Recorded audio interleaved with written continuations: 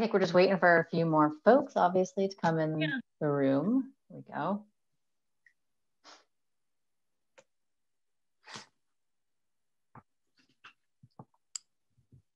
Hello.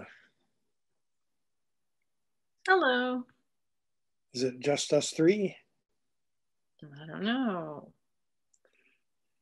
No, there must be more because we also need our or Suzanne, are you our note taker?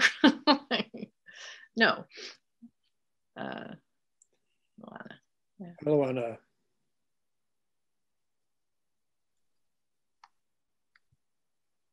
Hey, Gary. Hi, Adele. Hi.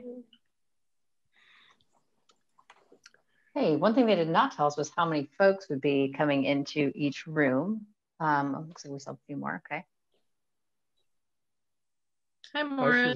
Hey, Morris. Good to see you again. Hey. Yeah. Probably 5 because 5 times 6 are 30, and I think that we have 6 groups. Yep. All right. So I'm just gonna take notes. And one of you all, if one of you all would be willing to kind of represent the group, and when we meet back with the larger group to present notes, if you'd like for me to share the notes with you at that time, I can do that. And otherwise, I'm just kind of here to answer technical questions and take notes, or questions that are district specific if something needs clarification. But mostly, I'm just going to let you guys chat. Do you need a reminder of the questions? Yes. Sure. What was the first one? So the first question is, what assumptions do you think are important for the district to consider in developing new trails? And I think we have about 10 to 15 minutes to discuss that before moving into the second question, which is, what ideas do you have for promoting conservation goals and minimizing impacts of trail use? So again, that first one is, what assumptions do you think are important for the district to consider in developing new trails? So, I mean, can our answer to that be environment and experience? I don't know, what do you mean by, I'm not clear on what they mean by assumptions. I'm thinking, is it like that Maybe it means priorities? Yeah. Okay. Would it be, for example, I think we've had a lot of discussion about safety in different user groups. So considering like the safety as a factor for when we determine if the trail should be multi-use, because not all trails would be safe or have the factors to be multi-use. So, if it permits, so safety as a factor when considering. Is that kind of what you mean, Suzanne? Like thinking of those type of factors? Actually, these questions were actually proposed by today's presenters. So Mimi is here, so she could clarify that for you. But I think it's also, how you all interpret it. When we are developing new trails, my read on it was that it was talking about, the trail itself, the experience, the user group, its impact. So we're kind of looking at it from multiple angles. Mimi, do you have something you want to add or clarify? Sorry, I was late. They put me in another group and moved me in. Yeah, as far as the safety trails, we thought that had been pretty well covered.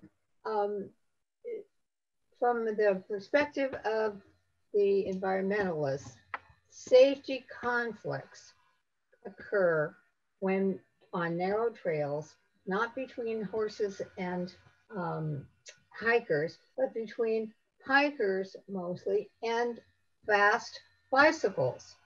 And they occur both because of the speed and because of the nature of a narrow trail. So from our perspective, it's very difficult to do a narrow trail with enough safety issues from speeding bicycles. Now, Morris, I understand not all bicyclists speed, and we get back to the complication between the enforcements, but it's very difficult for us to conceive of very well done narrow trails that do allow for the sight lines and that sort of thing, because you have breakout bulbs, you're doing more destruction to the habitat. If you have wider trails, neither the hikers nor the bikers are happy with the wider trails. So from that point of view, and RPA's point of view, doing a lot of narrow trails that are multi-use is so difficult that we don't think very many should be done, particularly in the new properties. I think the question, okay, let me say, repeat something that I included in an email. I think that two assumptions that the Park District should move forward on are, number one, that in the new parks, there's going to be a lot of demand for trails, and that will take some of the demand away from the existing parks, where people who live near the parks that aren't open are flocking to the parks that already exist and increasing the traffic there. Overall, the district should ensure that all trail user groups have opportunities for recreation. So there should be adequate trails in the new parks for bicyclists, for equestrians, for hikers, for dog walkers, for runners.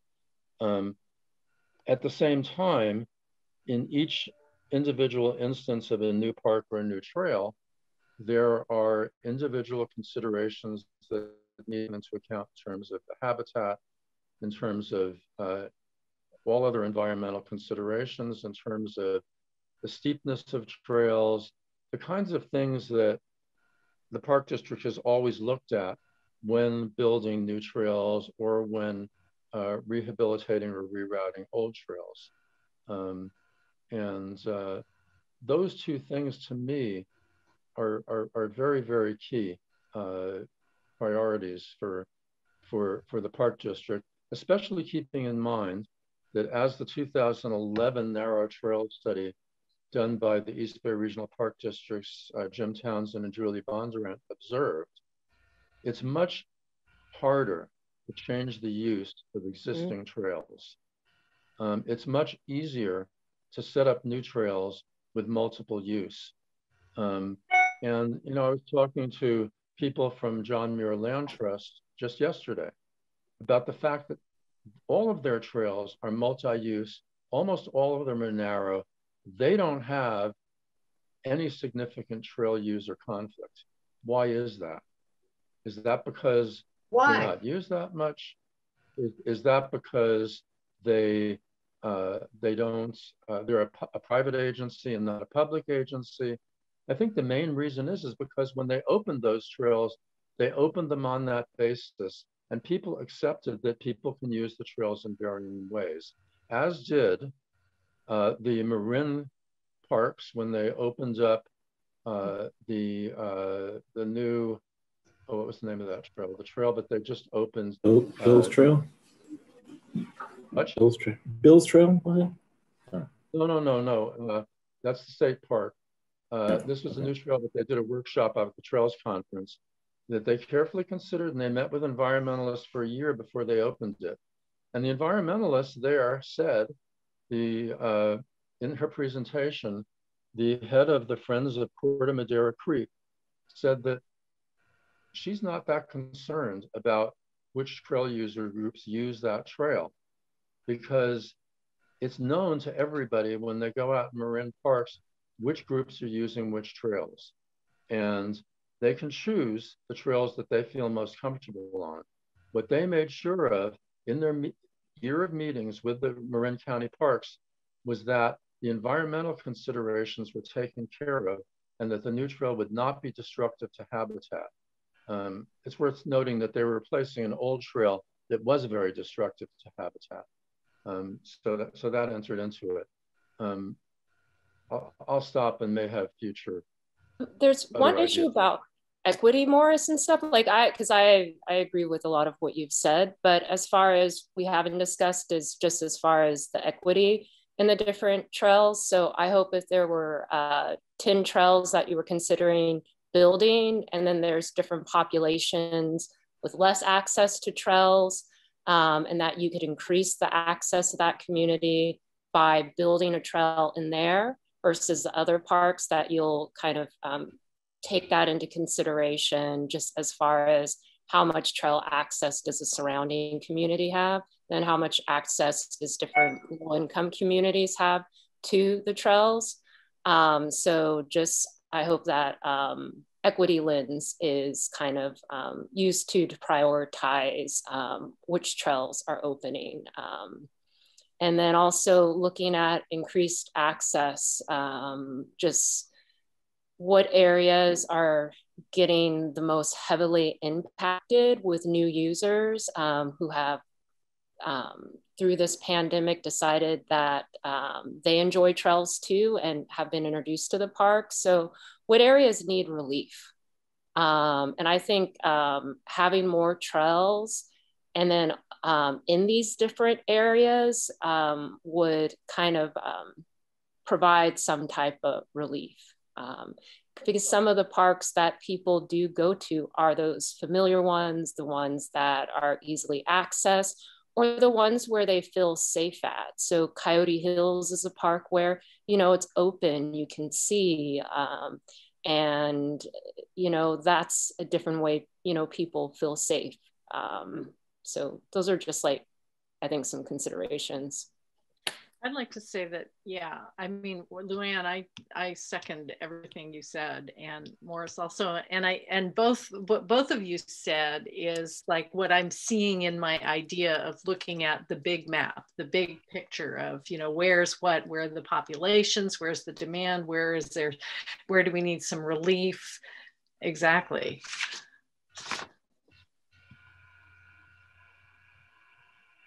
Yeah, just a quick add-on. In terms of the new parks, a lot of them are in pretty far-flung areas. In some areas, there's stables right next door. And those parks, equestrian usage is going to be higher than parks where there's no stables next door. In fact, in parks that have no stables nearby, unless they build staging areas with specific access for horse trailers, there will be no equestrian use at all. And the parks where there's no stables nearby maybe end up being more tilted towards mountain bikes, whereas the parks where stables are nearby end up being a little more tilted towards equestrian usage. I can see that, you know, both those things could come into play, and conflict can be avoided if those, you know, when, to some extent, when those things are taken into consideration. Is in this group, is there no assumption that in particular areas of this enormous park district, there are serious conflicts happening now?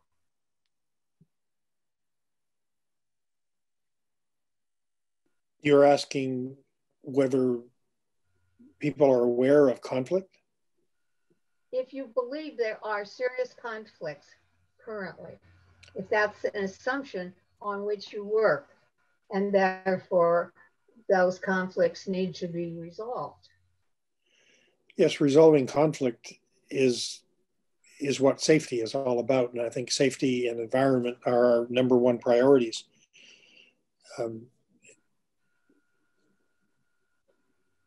So it's not I mean, conflict isn't an assumption, it's a fact. So yes, there are conflicts. I mean, that's obviously there are conflicts because just from all the presentations today. So if everybody believes there are conflicts, does everybody agree on what has caused those conflicts? I think we all believe there's contributing factors to the conflicts, but I don't think just as far everyone might have the same number one, number two, number three. I think as far as we need to, look at all those different conflicts and weigh them. And some of those conflicts, are more towards one area, one park than another park. So I don't think any of us want to diminish the conflict that people feel, because, like if you're in certain areas, yeah, it is real, bikes at Crockett Hills are real. Trailer parking being parked at with other cars is real. I was just at Crockett Hills myself. So we realize those things occur, but I think it's really, how do we work as a group so we can start to make it that, these conflicts are lesser, that we educate the public, and that we build new trails in a way where, we lessen that impact. And then also that as far as we acknowledge that, needs are changing. I think how some of us personally feel about trails, myself is in that category too, maybe very different than how the demographics are changing. So how do we find a way where we can all coexist on these trails? And I don't think any of us want people to go away in this group feeling like their voices weren't heard, or we're not going to consider their input, and then we're not going to work in a way where each of us can feel safer in the future on the trails. I just thought of one other quick point, which is that the incidents that I've had with mountain bikes have almost entirely been on fire roads where they can pick up speed and go really fast. On narrow trails, they cannot go as fast as they can on fire roads. It just doesn't happen that way. It can be scarier because it's a narrower trail and people can react more, but in fact, the speed is more of an issue on fire roads. The other thing is that in terms of overall assumptions, conflict is real, but we have to remember that every park survey that's been done shows great satisfaction with the parks, a huge appreciation of the natural resources, the wildlife that is there.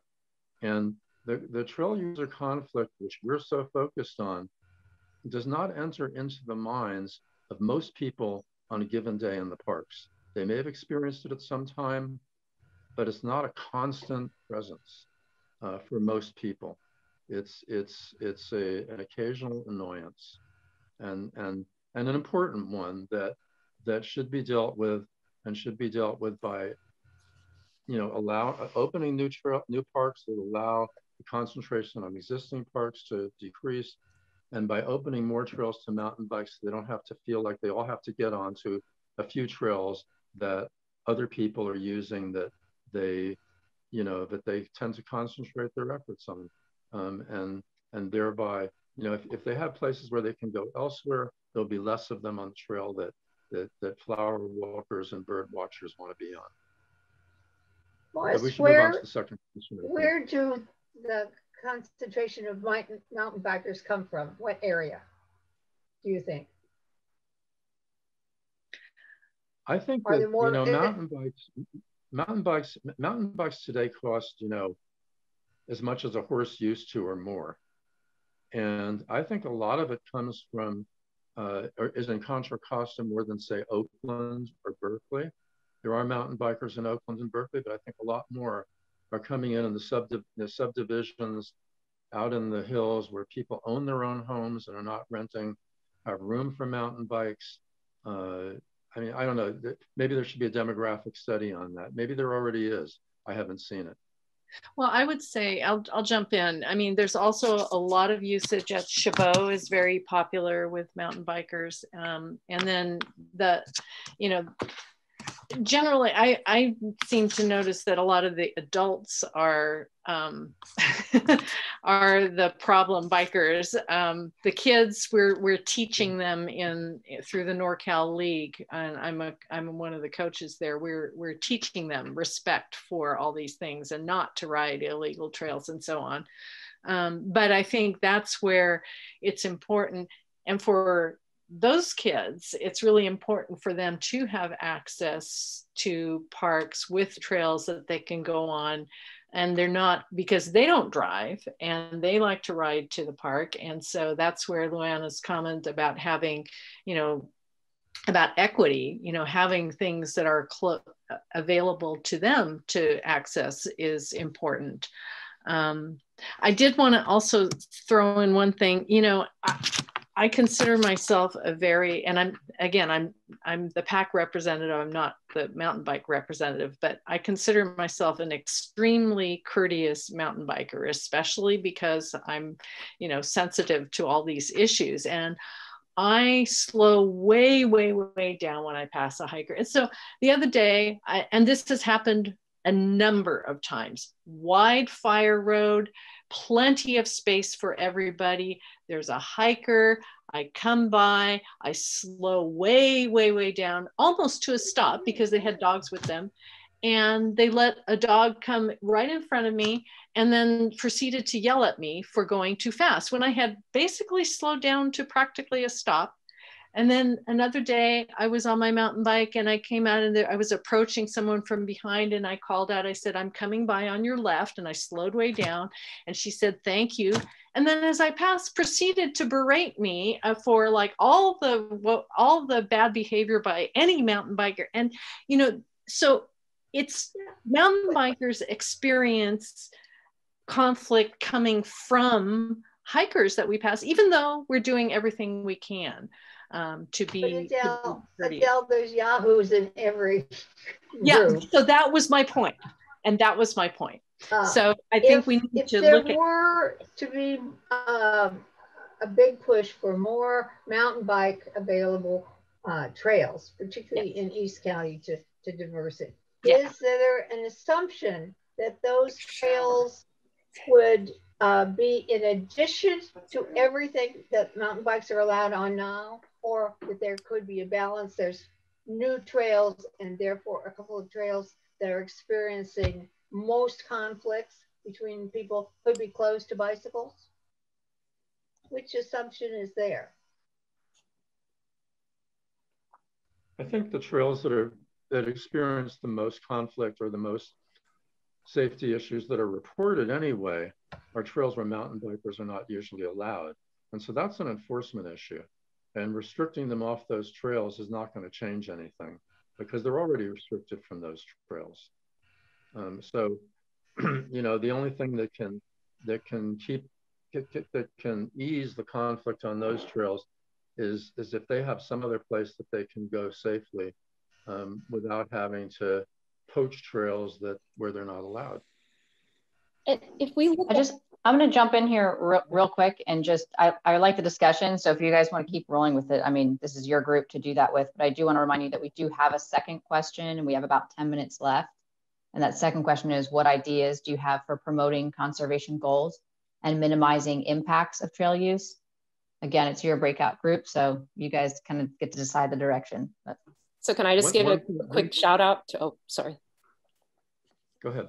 Oh, I was gonna just say that there's no one better here than Morris about getting people excited about trails. And just as far as that's how I came into trail building is through volunteers for Outdoors California, and was able to give better respect for all the work that it goes into the actual building of a trail, and then learning about concepts to build good trails. So I just want to say that Morris is in the room and has been part of that effort, and it's that education. And then with the Ridge Trail is there's a lot of those different type of days where you bring people to the area, and I think that's a lot of, you know, how you can get people to appreciate trails just more. It's not just that walking on them, but it's having those type of opportunities. And then in the trail running community for different endurance races, like you have to put in a certain amount of hours in order to run the race. So there's a way of us too realizing that every year we have to put in so many hours because the trails are something that we use. And then it also is something that we have to give back to. And yeah, so that's what. You're the good guys.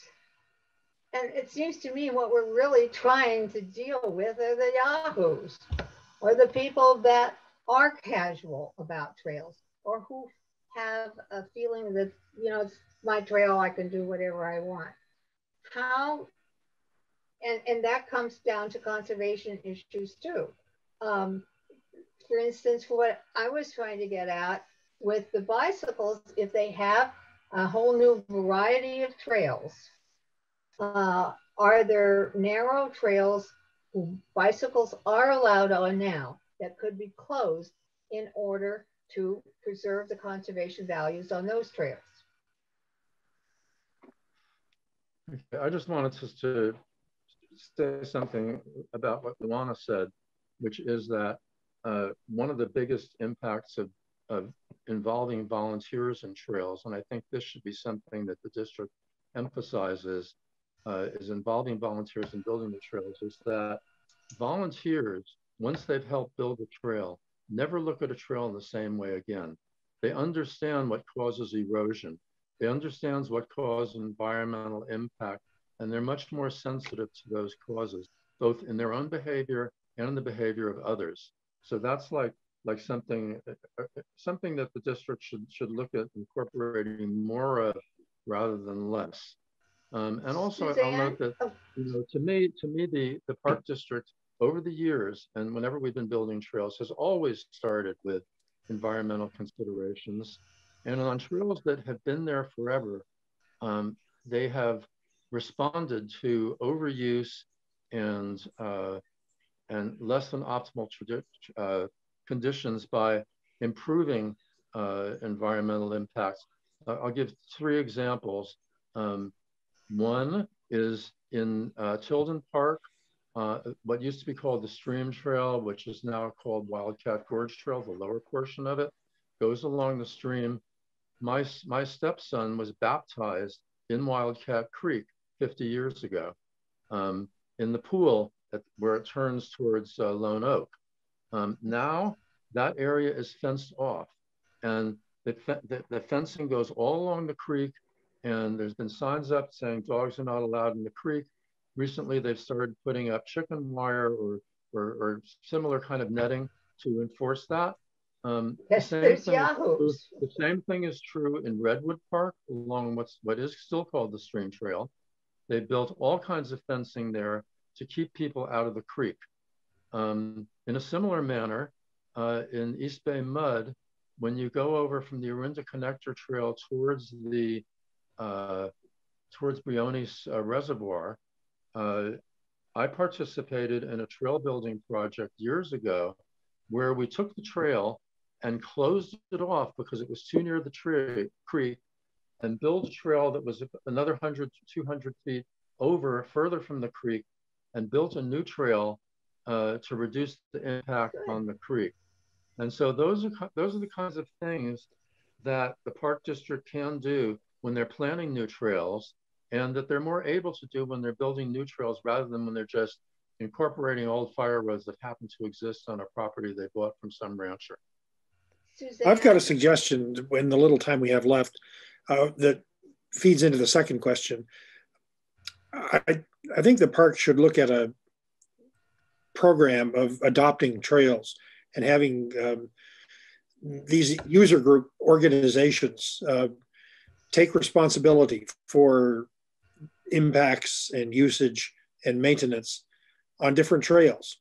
I can see, people having in these groups, people having particular concerns about particular trails. And if a trail became identified with a user, with a group, with an organization, there's someone to call when there are problems. In addition to the park should encourage, for instance, my group, TWHA, could adopt a particular trail, and when maintenance problems happen, the park could call us. When trail users see problems or conflicts, they can call us and we can get out there and try to do education. Suzanne, how would that work with the park district and liability, and even volunteers trail building? How much can the park do that?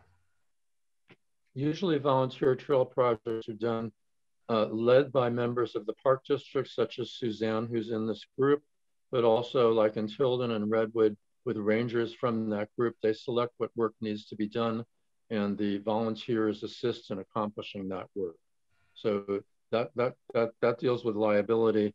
And in fact, all the volunteers sign the workers' comp forms so that they're covered in terms of any accidents that might happen to them. They're actually workers for a day with the park district. Can I throw in one quick suggestion before we leave? Permitting process for certain types of events. Let's say if you have a big biking event or a big running event, maybe there's a way that people from the event or who are going to participate in the event have to do so many trail hours, or there has to be a piece of trail education when they check in, or maybe you pay less for a permit. Your organization puts in so many trail working hours. So maybe there's some way to create incentives, and through that, there's people who might be using the trails a lot, but now they have some type of incentive to promote that type of education or experience for those users. Yeah, let's get those users having skin in the game, skin in the safety and in the sustainability game. I think that's a great idea. As someone who's spent many years trying to recruit people for those kinds of projects, it's worth noting that most people will not volunteer to do that, but the ones that do spread the word and have a real effect.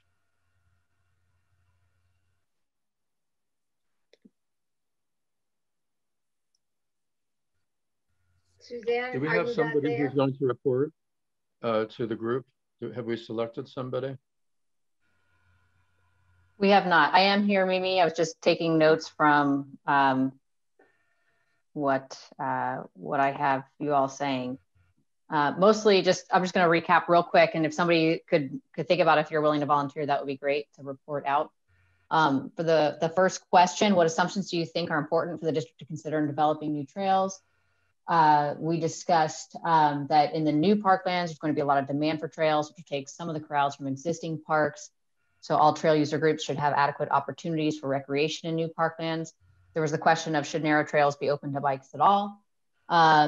Is the statement, it was easier to set up new trails with multi-use or the future established use rather than add a new use or change.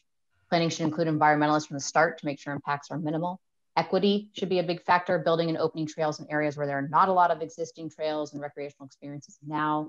Important to provide access for people, including youth who bike to parks or who do not have access to cars. Look at the surroundings. Are there staples nearby or room for horse trailers in the parking lots? Use should reflect if that is the case. And then a lot of other comments we have in here about trail work. Sorry, go ahead. I think you should do the report. Yeah, I was you just don't have time to read the notes. Okay. I can't. Okay, I know they prefer staff not do it, but I can do it because I got all the notes in front of me, so that's fine. Please add in something if you feel like I didn't capture it. Or can you possibly share your notes with us? Can you possibly share your notes with us somehow? Right now? I don't know. Yeah, in which case one of us. It's a Google document that Amanda has ultimate control of. Yeah. We are Breakout Room 2, and there may be one or two other people joining us, but let's begin. And sure. Let me share my screen quickly to show you the two kind of conversation starters that we want to try to address. Give me a second here.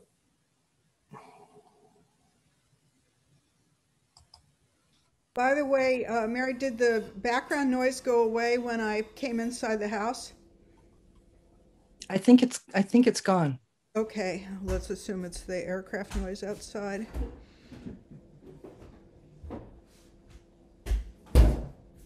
Okay, so we have two questions that we want to try to address. Can you see my screen? What assumptions do you think are important for the district to consider in developing new trails? And what ideas do you have for promoting conservation goals and minimizing the impacts of trail use? So this first question came out of a pre-meeting that we had with Pam and the conservationists, where basically the question was, what is everyone coming to the table with? And let's everyone kind of put their cards on the table and we kind of examine them. So we've changed that to be, what assumptions do you think are important for us at the district to consider in developing new trails? So maybe we could just do some brainstorming and I'll take some notes. Well, shall I jump in? Go ahead. You go. Oh, okay. So in terms of assumptions, as in my capacity as an equestrian advocate, I would have to say that one assumption that immediately comes to mind is that if you are in a park location with nearby barns, equestrian centers, and equestrian use, you've got to assume that there will be equestrians there. Conversely, if you are in a park, say Thurgood Marshall, Concord Hills, where there are no existing barns, there will not be equestrian use. So the devil is really in the details on this stuff, and I think that it's almost like you have to look at trails or potential new trails in a very granular fashion in order to get it right. Right.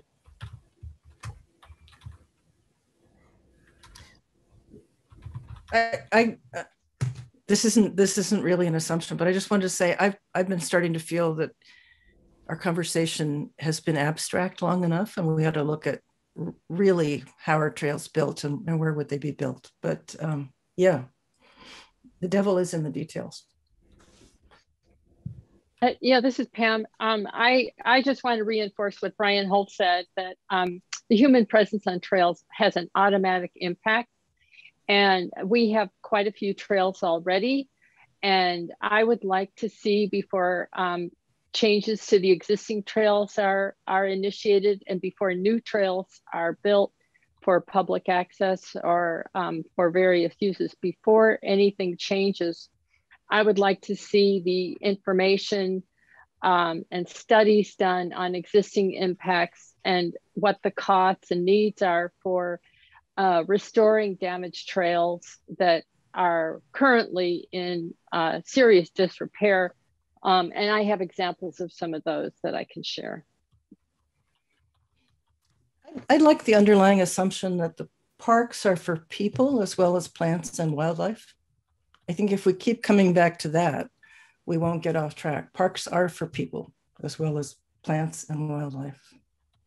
Well, it's a balance. It's like when I did my book, I had to look at the fact that starting around the 1980s, the balance between conservation, stewardship, and recreation was all about finding the sweet spot between those two sets of values.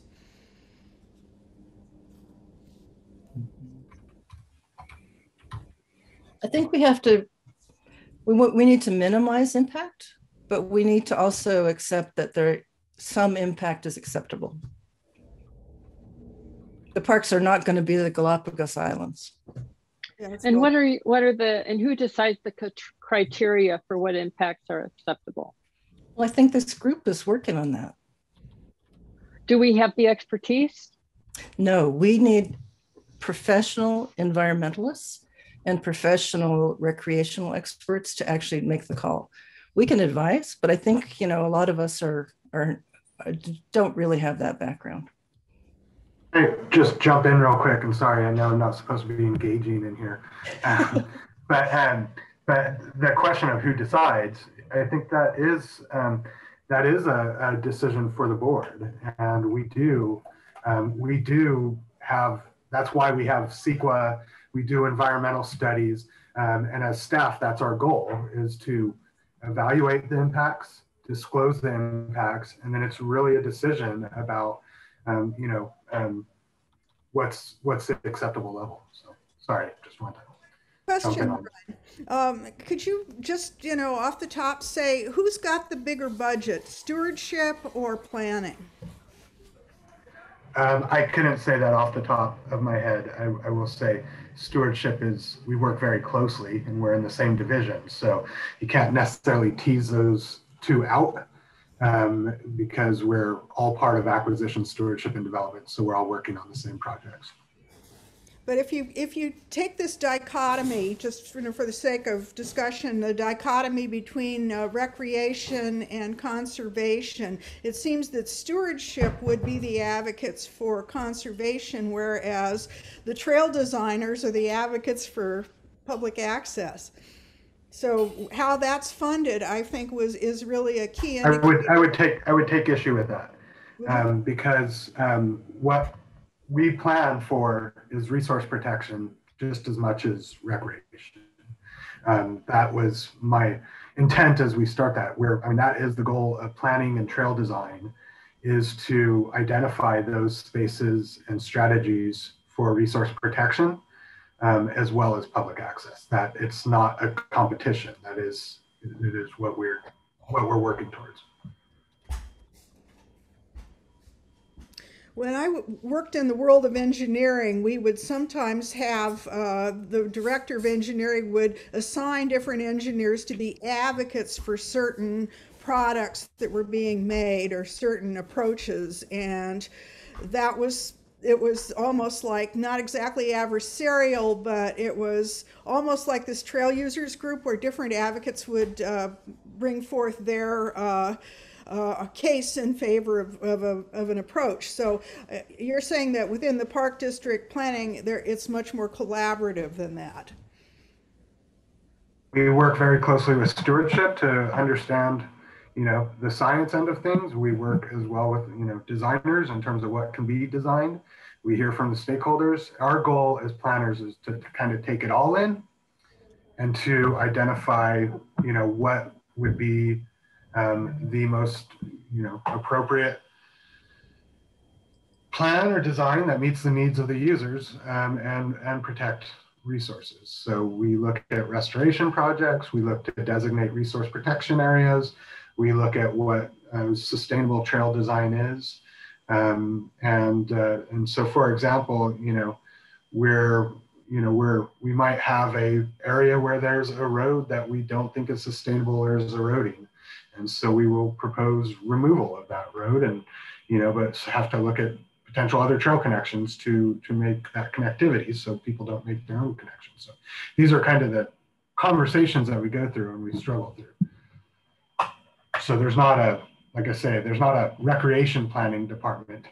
It's all, like I say, the first step is always sort of understanding what are the resource constraints, and then also what are the opportunities.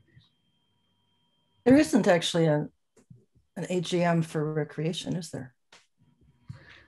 There's an AGM for acquisition, stewardship, and development. And like I say, the master plan, we have the dual mandate to provide for natural and cultural resource protection while providing for public access. Thanks. I have a question about this extreme drought, and if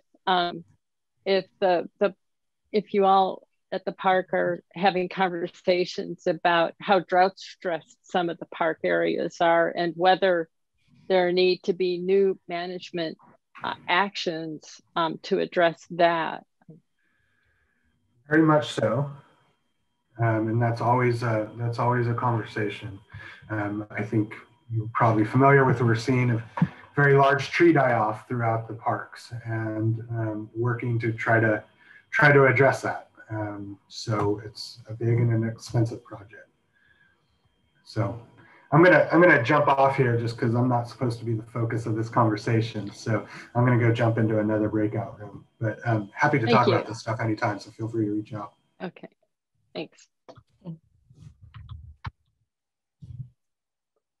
One thing I meant to do at the beginning was have you choose amongst yourselves for who would report back when we do our report backs. Could we talk about that before we move on to? I've been taking notes. I'm happy to do it. I've been taking notes. I'll be fair. I will represent all points of view. Thanks. Is that good for the rest of you? You're muted, Amelia. Amelia, you're muted. I'm sure Mary can do a fine job. Okay. Thank you. And we can all do it together. Heck, there are only 3 of us. Yeah, it's a smaller group. Well, I mean, sorry, I'm sorry, Devin, 4. Yeah, but we intended to have every group. In my experience, the female breakout groups are a lot more civilized than when you have a co-educational here. So that would be really interesting to know. Oh man, we need someone to study that. We actually had women bicyclists and equestrians meet together, and it went great, you know. But anyway.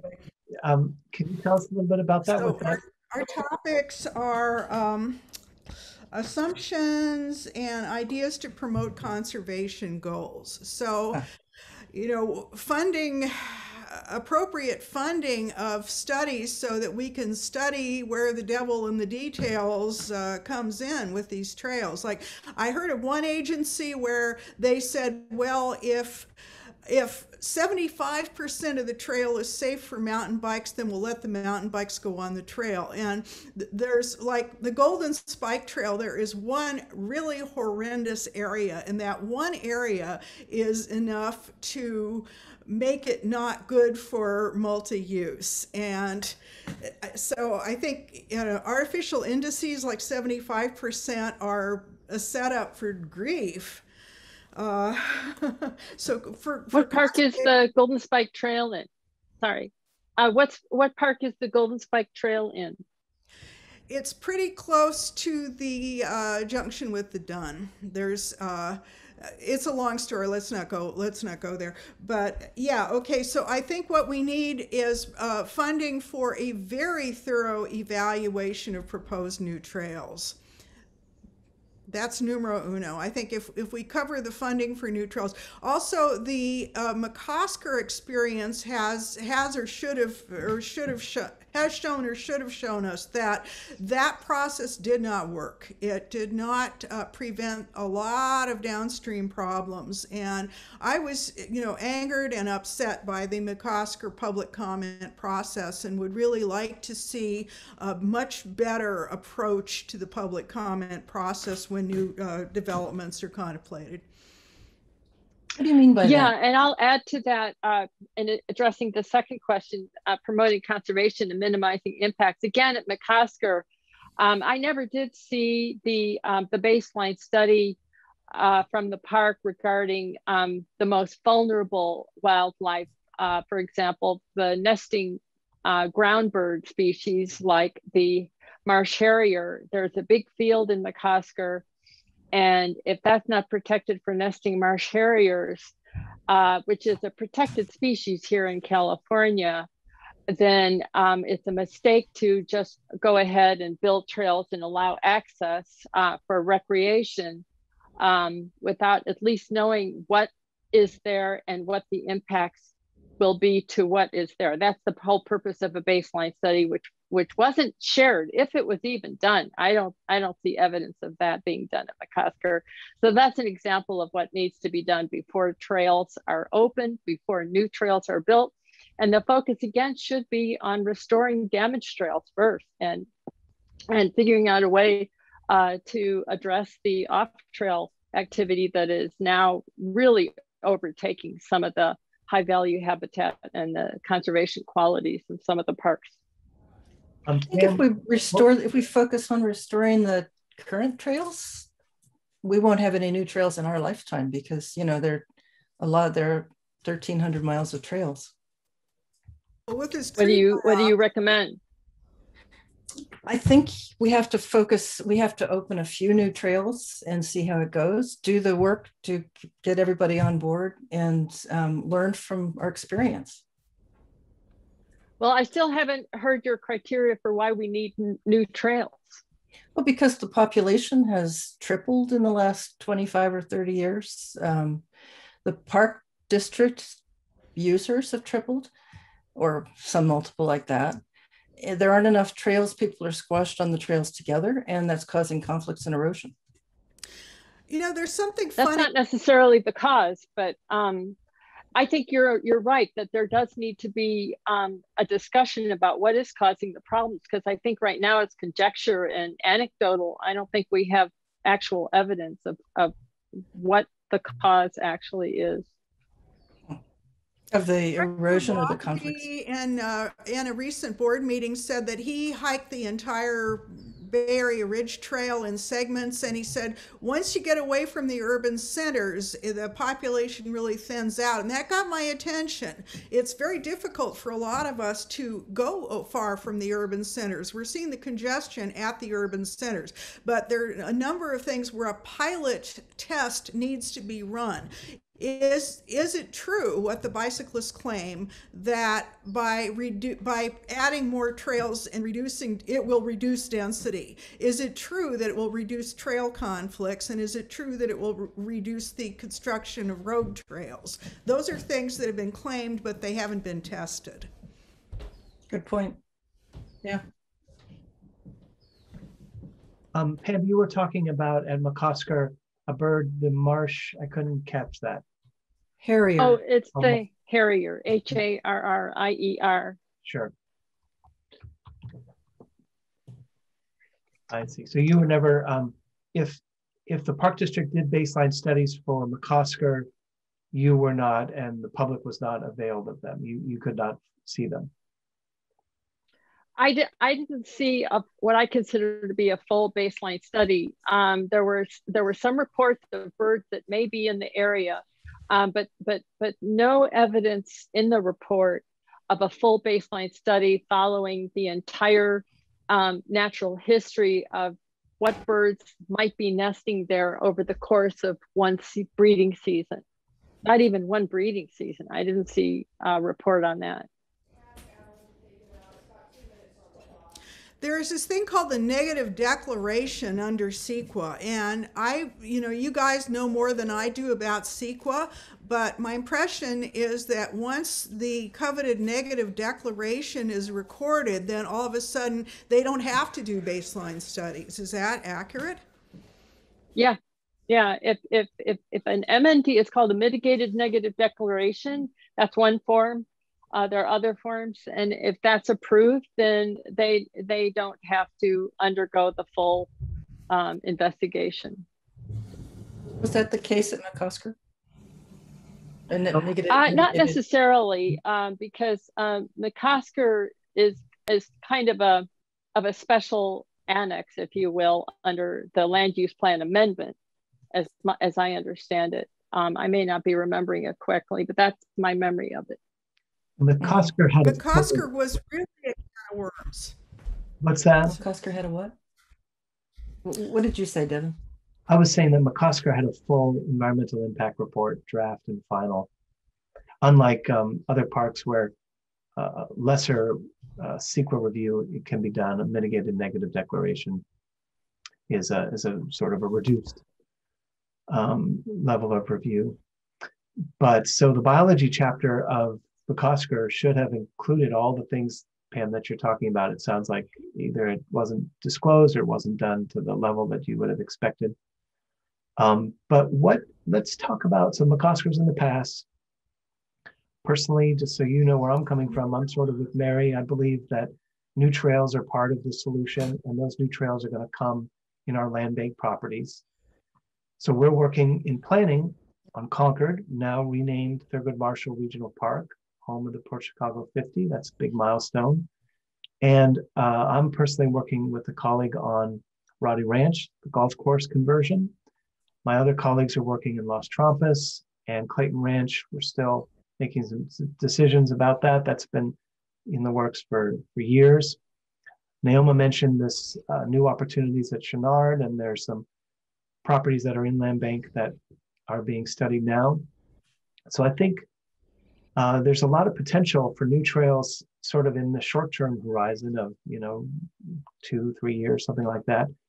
But there's a feeling that things need to happen sooner than 2 years. No one can wait 2 years for a new trail.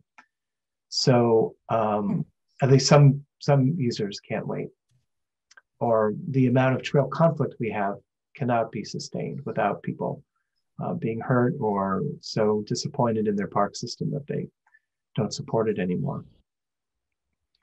So I think it would be a mistake to not pay close attention to the lessons of McCosker. yeah. Now your feelings about McCosker have to do with process and the I guess you would be disappointed, I suppose, in the end results of who gets to use which trails or where the trails would be. But are there other land bank areas that you could see besides the ones I've just mentioned? Are there other land bank areas off the top of your head you could see where, you know, there's not as much, you know, conservation or threatened species, habitat value, areas where we should be focusing? Well, look at Roddy Ranch. Okay, I realize right now the task is to look at the golf course, and that's where the bicyclists would like to have their pump track. But there's this tendency among planners in the park district to silo their vision of development for an area. And so if you're going to look at the Roddy Ranch Golf Course, that's going to connect to a regional trail perhaps that connects to Black Diamond Mines and will change use patterns in Black Diamond Mines. It will also potentially impact the equestrian center at the Roddy Barn, where Mr. and Mrs. Roddy intend for there to be a youth equestrian area. So I think you need to look beyond the dotted lines on the map and see what the systemic impact is of new trails as you develop. Mm-hmm. Just so you know, on Roddy, the planning we're doing is just the boundaries of the golf course, and there'll be fencing around, so people will not be able to go down to the Roddy home ranch, not until we want them to. You know, there's a vision of having a whole education center there, just like you mentioned. That's in a longer term project. Our immediate planning now, and Amelia, if you're interested, we've got a community meeting coming up on July 1st. Yeah. So I don't know if you're on our list or any. I think we put everybody on the Trail User Working Group on our mailing list for Roddy. That way, I wondered. Yeah, that's why we added you, just because we know that that's the next park that's sort of in the works right now, or one of them. Got it. I was fortunate enough to do a hike with Bob Doyle at Roddy Ranch itself, the homestead. Oh, fantastic. God, what an incredibly beautiful place. Yeah, especially in the spring. Yeah. Yeah. Yeah, it's a great opportunity for this new generation of kids of color who want to ride horses. It's just beautiful setup, and we want to do everything we can to support those visions and make it happen. But the bicycle and horse on the same trail thing has to be looked at here. And, you know, my environmentalist friends may disagree with this, but I think, you know, give the bikes Concord Hills, you know, it's not going to impact equestrian use. Do you think there'll be equestrians at Concord Hills? Would you ride a horse there? I think it's improbable. I think it's really a very good setup for bicycle use there. And so it's between the bikers and the environmentalists there. It's existing parklands with existing equestrian use where there needs to be a close look at preventing conflicts. Mm-hmm. Yeah, nobody rides horses at Concord Hills. It's a former military establishment, although the China Lake Naval Air Weapons Station in the Mojave Desert has got amazing canyons with perfectly preserved petroglyphs and large herds of wild mustangs and burros, because the military has just let it be fallow, and I'm sure there's desert species of interest and wonderful habitats there. So anyway, I don't know about the habitats in Concord Hills. It's above my pay grade, but it need not be preserved as an equestrian park, in my opinion. Others may disagree. Well, one of the big parts of Concord, the reason it's a park at all, is that it's conservation mitigation for the huge development that the city of Concord will be building, you know, thousands of homes and millions of square feet. So So there's Alameda witch snake habitat, there's California tiger salamander habitat, there's a golden eagle nest that's been breeding for many years on the top of the eucalyptus at the top of the ridge in Concord. So there's definitely a lot of habitat there. And there's whole areas that are going to be off limits to the public. But we've got about 5 minutes. Do we want to sort of sum up for Mary so she can report back accurately? Yeah. What do you got, Mary? That would be really handy. Hang on. So the first, we had 2 questions. One is assumptions. Let me figure out how I can do this, both take notes and read my notes. Okay, you heard the ripping here? So assumptions. Yeah, I'm already lost. So Amelia said that if you're near a place that has barns and stables, you can assume there are going to be horses and equestrians. And we should start looking at new trails in a granular fashion, which I think I agreed with because I'd like it to be less abstract. You know, I think looking at some real trails would help. Hang on, I'm making a note so I don't blow this. Pam said that human presence has an automatic impact, and we have a lot of that already. Is that right? That it should be assumed that trails with people on already represent an impact that needs to be managed. Yeah. Yeah. I'm going to put needs to be managed. That's a good way to put it.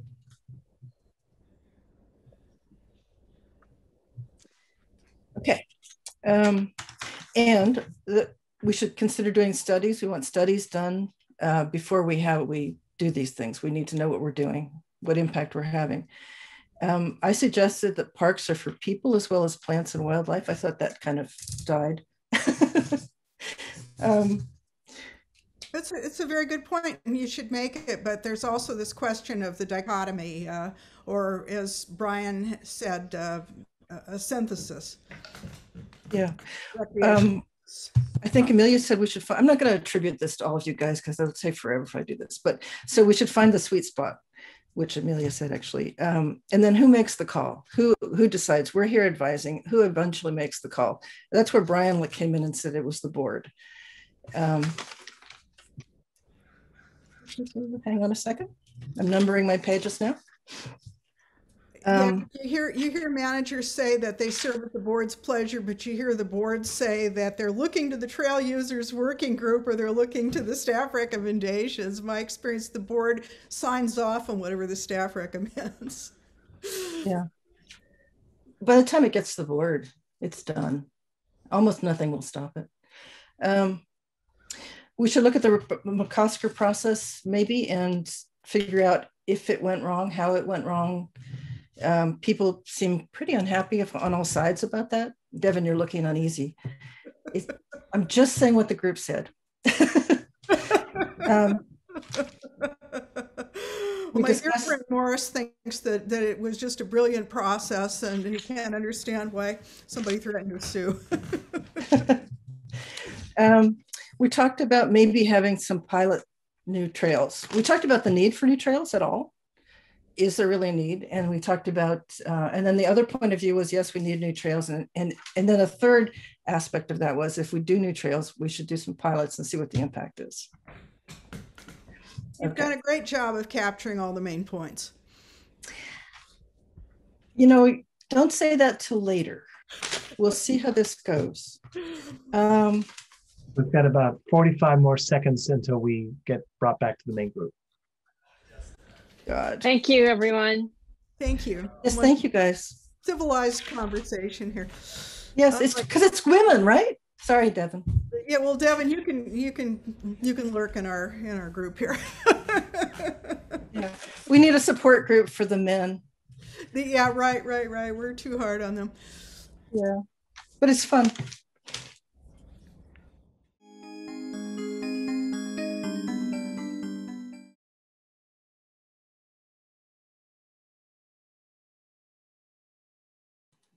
Hello. Hello. Now, where is that trail in your background? It looks like one to me. That is Pleasanton Ridge. Pleasanton Ridge. Yeah, I think that's the Ridgeline Trail, if I'm not mistaken.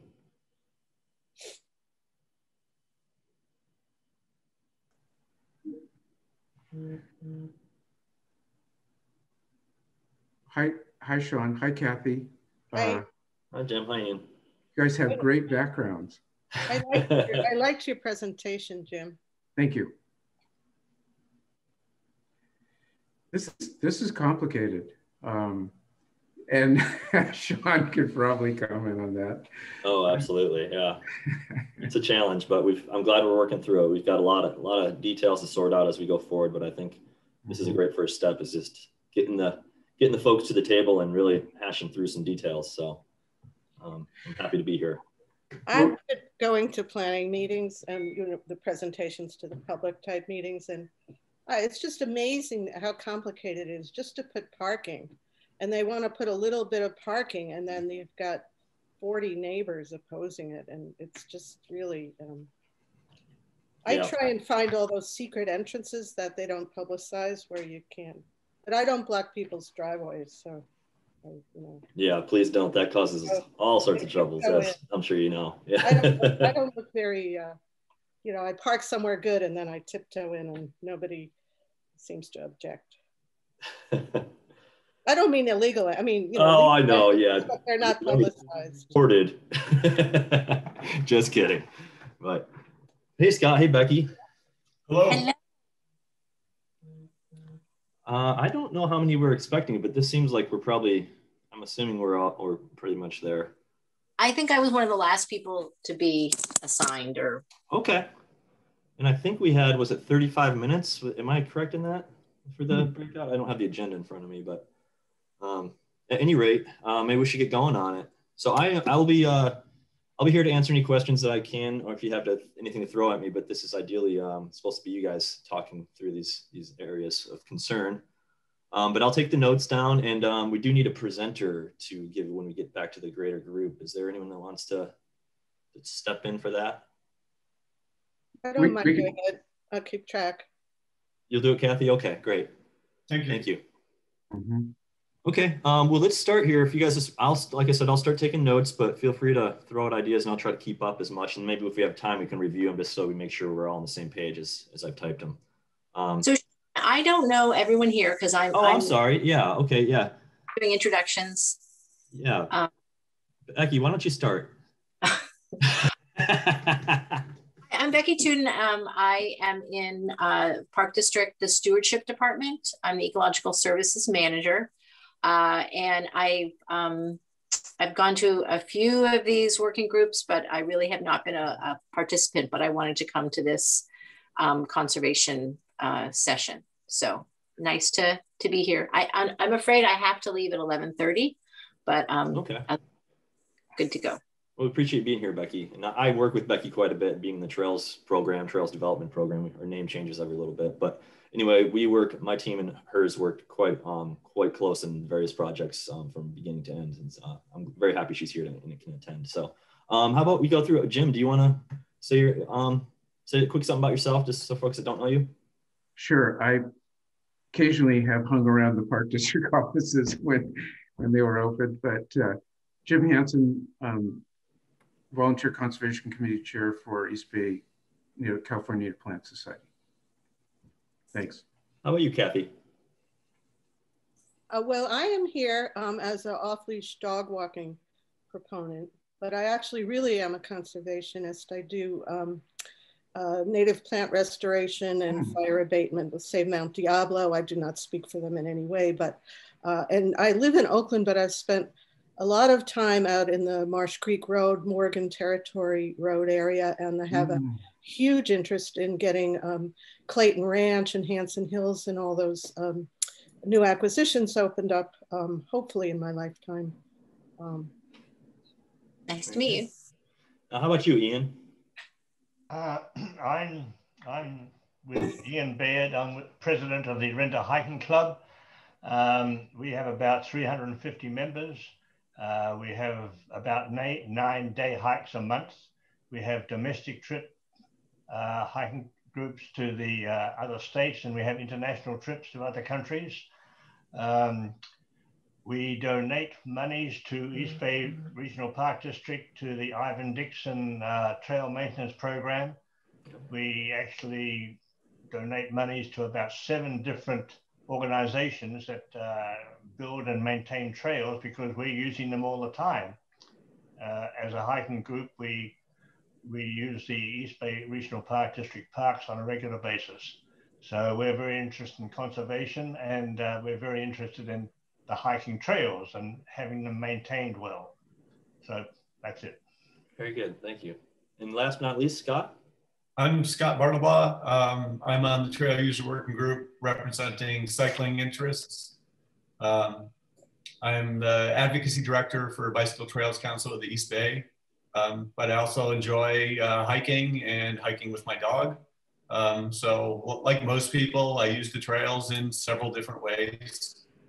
I'm also the lead trail steward for BTCEB at Crockett Hills, where over the past 3 years, we're averaging about 500 volunteer hours per year. So we try to put back heavily. We work with Sean on some of those projects.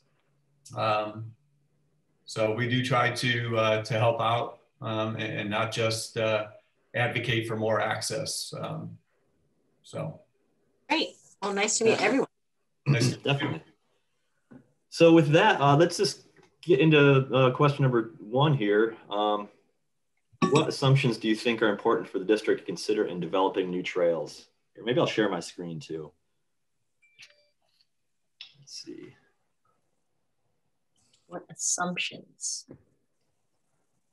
Well, certainly to preserve the environment and to minimize the impact of new trails on the environment.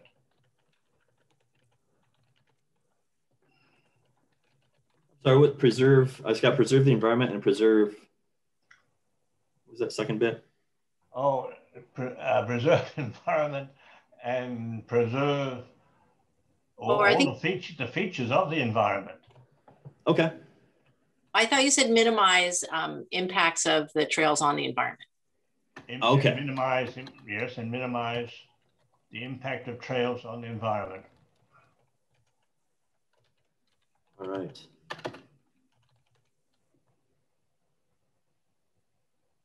Anyone have anything else they want to add to that bit?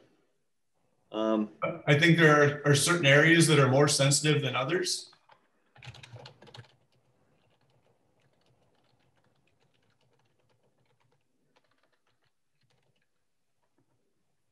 And I think part of the district mission is to provide recreation opportunities as well. And there are a range of recreation opportunities that are valid in the parks. I mean, here we're talking about trails, but they also provide golf courses, swimming pools, other things that are very much more specialized, that have a range of impacts. And some of those are higher impacts if we're paving over the landscape. That's not available as habitat. Let's see, swimming. Let's see, what other, you had another couple examples in there, but. Staging areas. Staging areas, yeah. Golf course, that's what it was, yes. And it was golf course, yeah. And there's other things that are just not a few examples oriented, that are more physical structures. Do you have camping? Do you have camping in any of the parks? Yes. Camping? We have designated campgrounds, and then we also have backpack camps. You have camping facilities and also you have picnic facilities. Correct.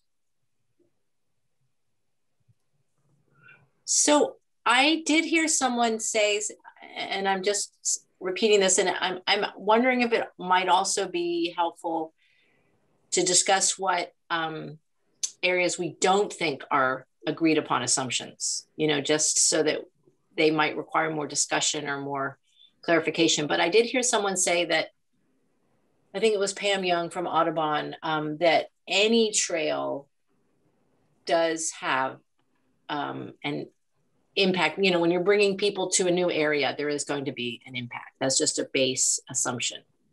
Yes. And I think that it's really true that on many of these things, we're going to end up agreeing to disagree, but we can look for areas of agreement. And as someone just said, looking for ways to minimize the impacts.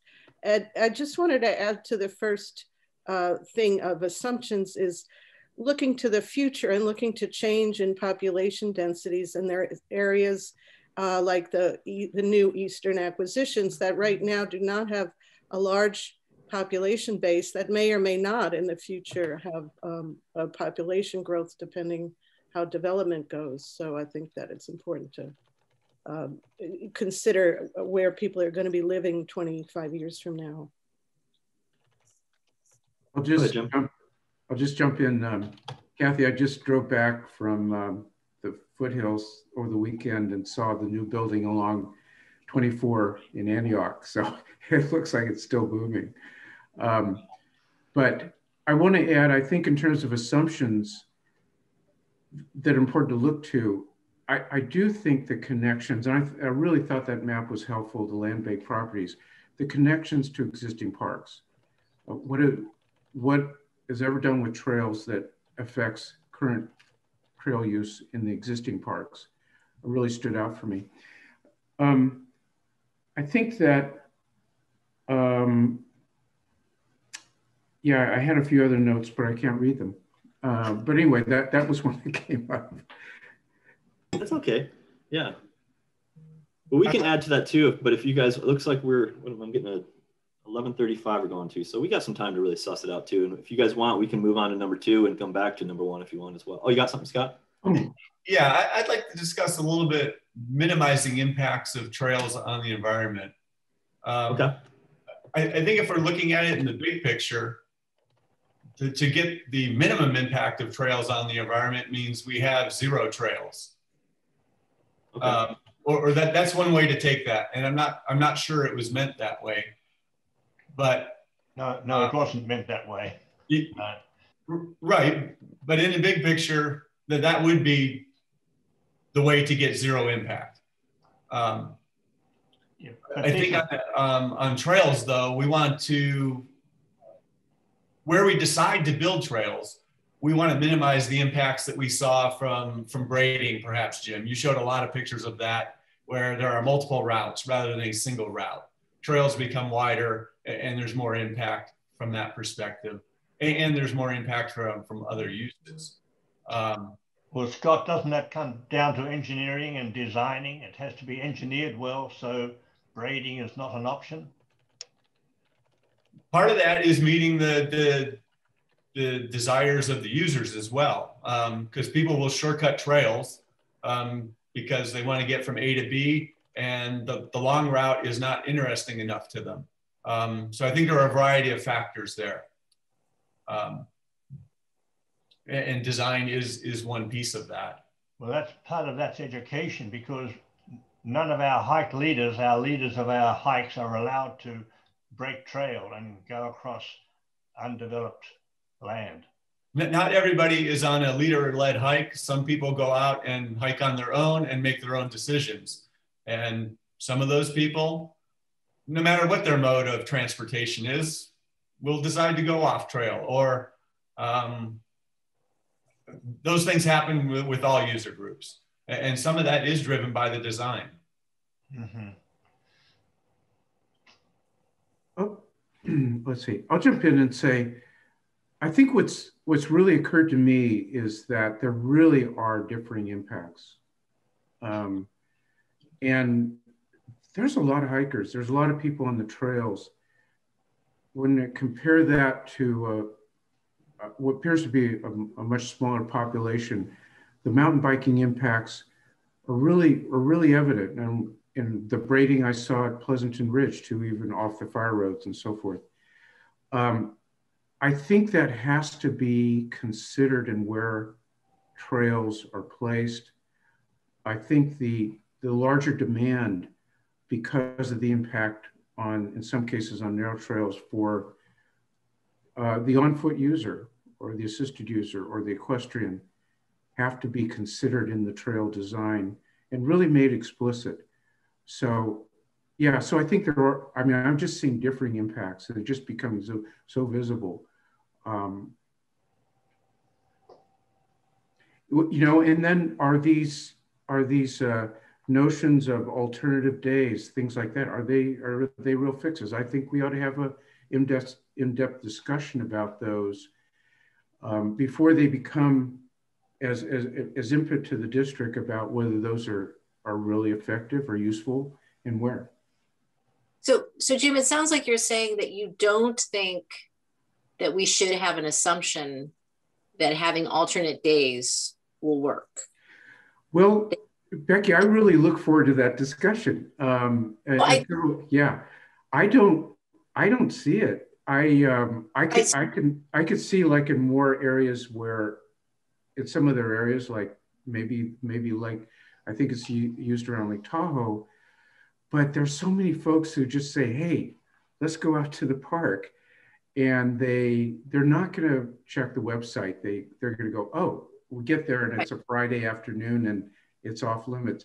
I think it could be, from a management perspective, in terms of conflict and confusion, I think it just seems really difficult. So right. No, I just want to clarify that I mean, some people might say they assume that having alternate days would work, but you're just saying you're not comfortable with that assumption. And I wanted to also ask a question about the mountain biking impacts. Are you saying that if a trail were well designed, do you think it would still show impacts for mountain bike use, or do you think it is possible to design a narrow trail or trails that mountain biking wouldn't have any impacts on?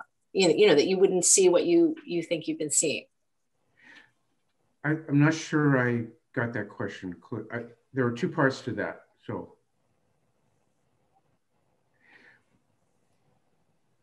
I think go ahead. I think that with alternate days, there's two issues. And one issue is that alternate days would certainly help the experience for the hikers.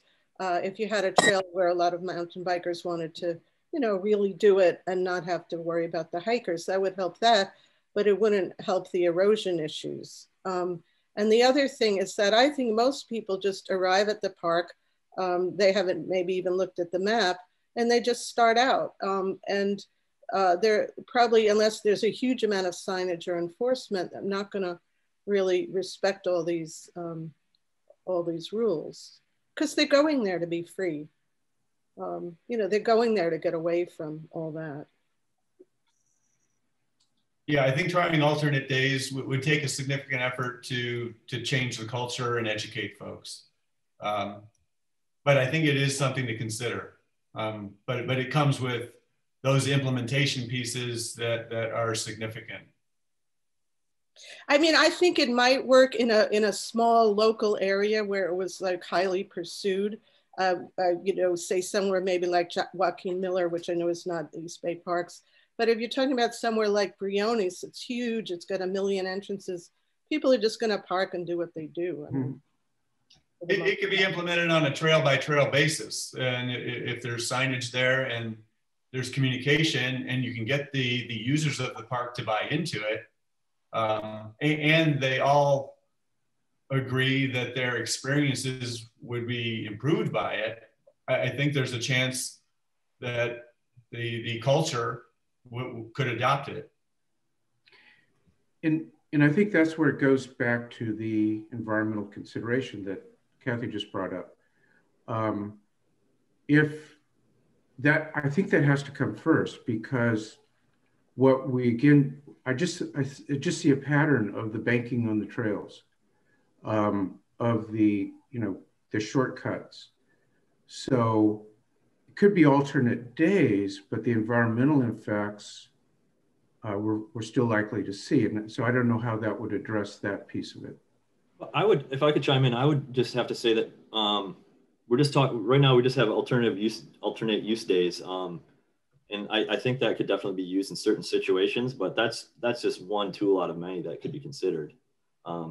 So maybe we should move on to some other ones that come to mind as well. And I'm sure there's going to be overlapping themes to this, but do you guys have anything, other ideas for, let's review number 2 here is what ideas do you have for promoting conservation goals and minimizing the impacts of trail use? So I think that there's a lot of upland areas that are sort of expanses of basically wild oat grasses and things like that, that really are, I mean, they're already kind of despoiled by cattle ranching and they're not that sensitive. And now I'm not a biologist and someone can assess this, but I think that we're really talking about a couple of 100,000 acres and that areas can be found for people to let loose. And then there's areas along streams and whatever that are very sensitive and should be really limited. Mm-hmm. Well, Kathy, and I think that's really getting at this bigger picture of, and actually, I'm really grateful that Stewardship is, I think, doing the beginning work on evaluating habitat areas kind of park-wide. But it does get at where different uses impacts are minimized. In some cases, at McCosker, we found out that one of the areas where trail was planned was an area of actually sensitive native grassland and also, so there's some areas that actually are not fully evident at the time. Sometimes you can find out if it's a serpentine area, but you're right, there are a lot of kind of grazing lands that are mostly annual weeds that are good for cows. Yeah, right. I mean, obviously, like they have to have a biological assessment and find those areas of native grasses and not put it there. I mean, I was at that meeting and everyone kind of agreed on that. And then afterward, it became very contentious and it was kind of sad to see. Because when they were talking about that, they talked about rerouting the proposed trails through away from the native grasses. And I mean, that still could be done. I'm not sure politically it will be possible, but biologically it would be possible. Well, I'm going to put my favorite out there, which is I really think that the ranch roads are not desirable trails for many. And I've seen Sean's group design some excellent trails that don't have the erosion and you know, the impacts that we see. So I would love to see removal of some of those ranch roads and then more thoughtful placement of trails. And I think that would go a long way to minimizing some of the impacts. So Becky, can the trails be designed so that it minimizes the desire of people to cross it, to cut across and make a road trail? I will let Sean, who is the expert, answer that. But my understanding is, yes, you can design them. It's a landscape architect thing where you sort of, go ahead, Sean, you're better at this than I am. Yeah, I appreciate it. I appreciate that. And I think Scott alluded to this earlier, but yeah, it comes down to trail design isn't just about, you know, designing a route through a habitat while, you know, minimizing the impacts to it. It's also about understanding where people are going and where they want to go and what they're doing while they're out there. So part of sustainable trail design is beyond just minimizing the impacts to the ecosystem and the surrounding area. It's also about maximizing the experience that people want in an appropriate manner. So you steer them in ways you steer them the trail away from areas that might be sensitive so that they either don't even know about it or they don't have the opportunity to find it.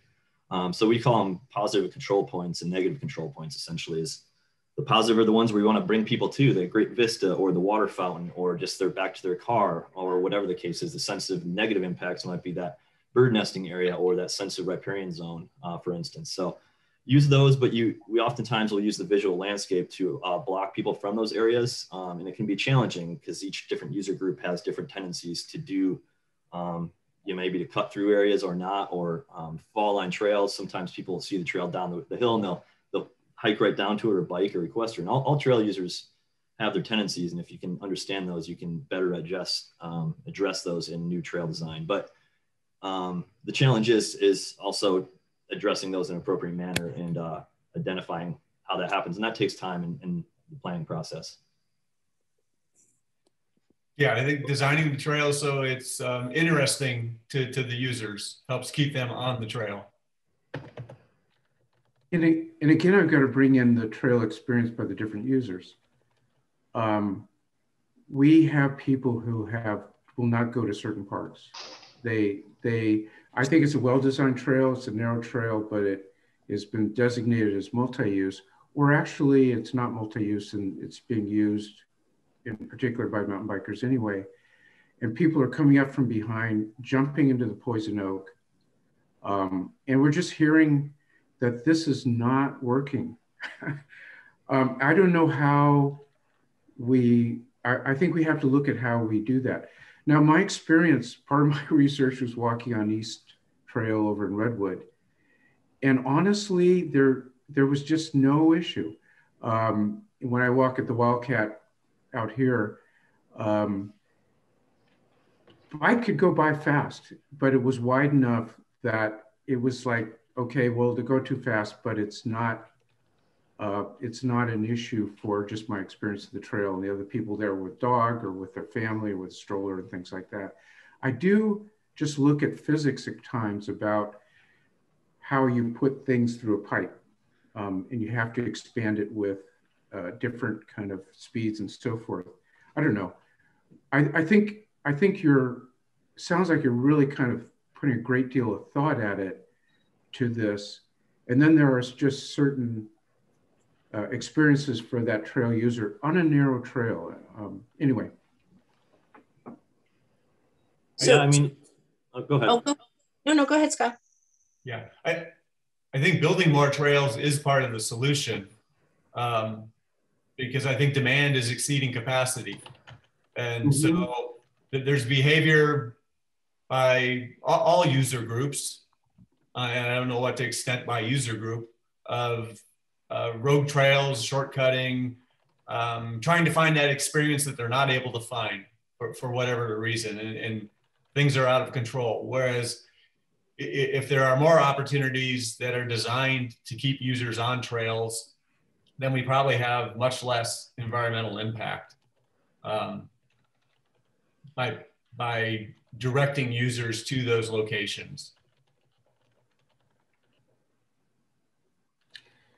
So I just had a question, Jim, about what you said. It sounds like you were on one multi-use trail that you felt worked on the East Ridge in Redwood, and then on another multi-use trail that didn't work. No, they both were great.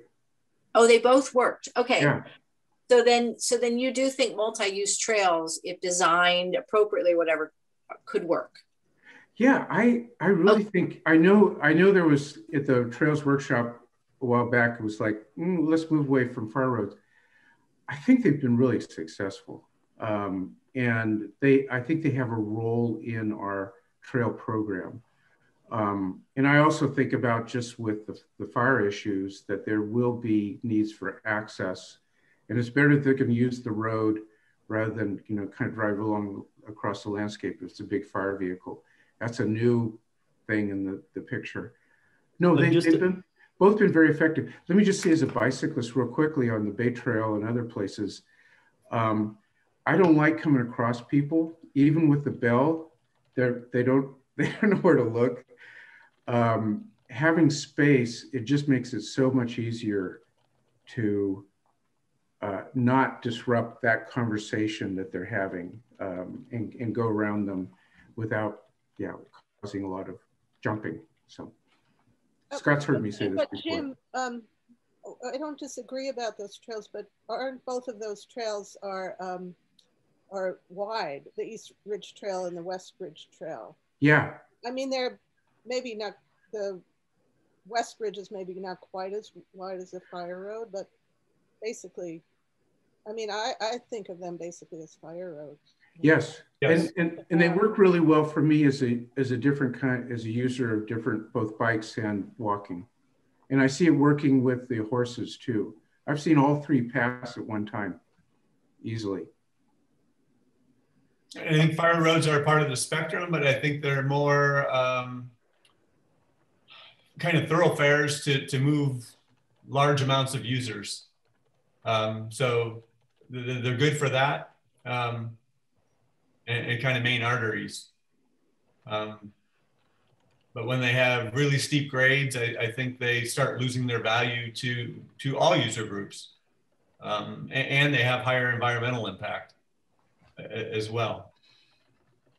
Looking at that trail behind Sean in the photo, well, that looks like a trail, could conceivably be a multi-use trail. It's fairly wide, it's got good sight lines, it's not too steep. But there are just so many trails that are steep and don't have sight lines, and you're not going to cut down the trees to create sight lines. Right. Well, we that trail that's in Pleasanton Ridge, and that's multi-use. You can see though it's running. If I can get my head out of the way, it's running damn near level there. So it's that does have some grade reversals to it, but the challenges are when you try to get the contour going up and down the hill, and that's where you need a lot of graded reversals to address the water, but also opportunities to allow people to see each other. And oftentimes we'll use trees and other items out there, whether it's rocks or hillsides or outcroppings, to anchor a trail turn to allow people to not cut it as much as some people do. That's where we often find the switchbacks and the user created trails is where people are trying to get around something to get to the other section of the trail. So we always try to take those things into consideration. But I do know what Scott was talking about, definitely. The ranch roads, they do have some steep grades and environmental impacts that can be quite challenging to them, but they do have value both recreationally and for infrastructure, what we call EVMA, emergency vehicle maintenance and access. But they aren't perfect for everybody. They are, again, there's a spectrum, and I think the opportunity that we need to really focus on is just looking for multiple opportunity or multiple solutions to these very complicated problems and considering them all and weighing the pros and cons for each of them. But I'm not here to talk. I'm here to listen and write. So I'll shut up there. But Sean, a question. Yeah. When you design trails through virgin territory, do you design both narrow trails and wider trails? Yes, depending on the situation and the need. Whether or not they're utilized for recreation and maintenance activities or emergency used for fire maintenance or other things like that, we do use wider trails. Typically, the more demand is for those narrower trails by all the user groups out there want the narrow trail that immerses you into the experience, gets you into the view shed and the nature. For the narrow trails, do you design them such that if different types of users meet each other, one of those users has to step off the trail to allow the other one by? We look for opportunities to make those happen as much as possible, but we also do rely on people to use their own considerations in trail etiquette to know the hierarchy of the trail users out there. But we do try to take that consideration when we have a design. We don't want to go too steep of a slope where it's not safe for people to pass, or at least provide those opportunities.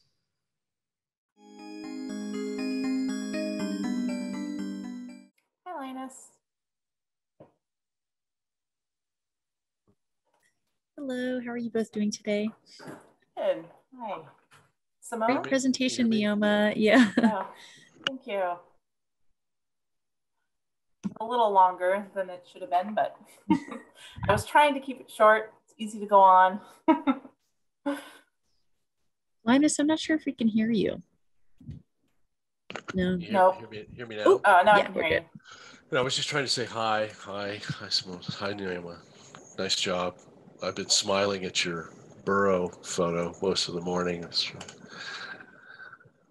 don't know where you took that shot, but is it a donkey or a burro that's coming at you in that photo? It's just a little horse. It was on just a little horse. Yeah, he was probably just a couple years old, but yeah. That's a punchline, isn't it? Why couldn't the pony say something or whatever? It's because I'm a little horse. Yeah. Sorry. No, it's fine. Hi, guys.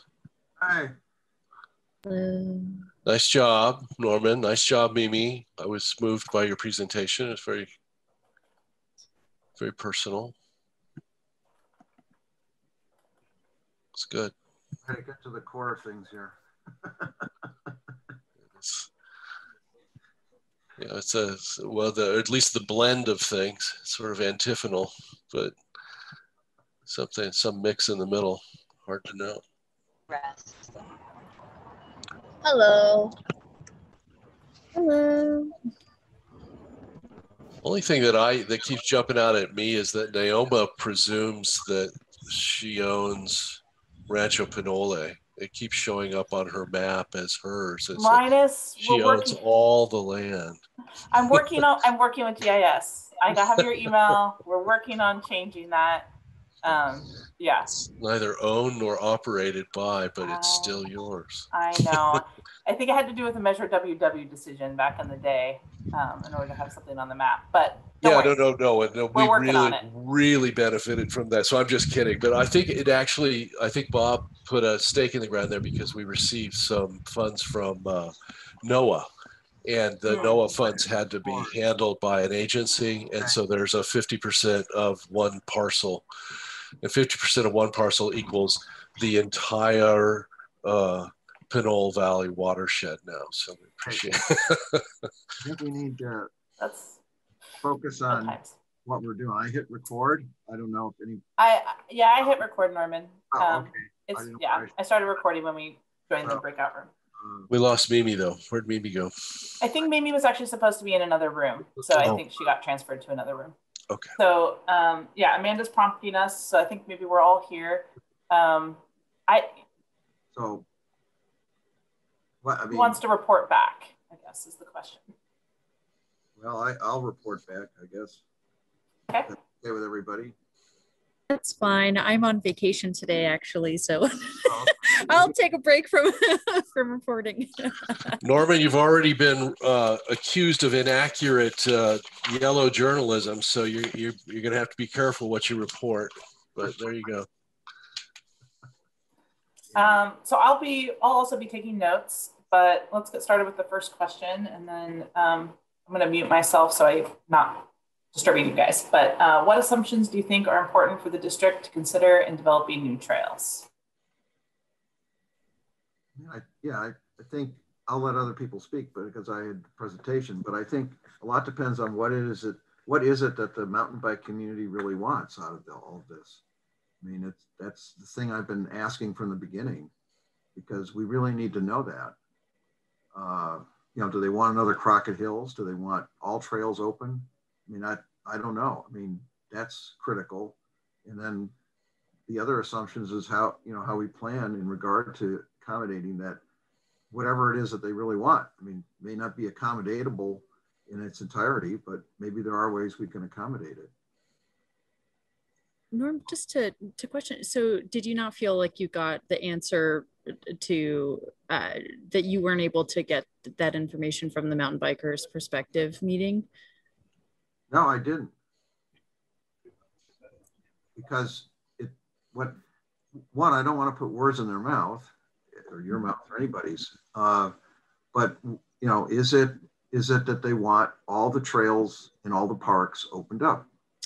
Oh, I think that well, I guess I do remember from the presentation that I think that every trail user group probably would love to have a trail to themselves, but I do think that they do want more access to more trails, but not all multi-use trails for all purposes was what I remember the outstanding message being.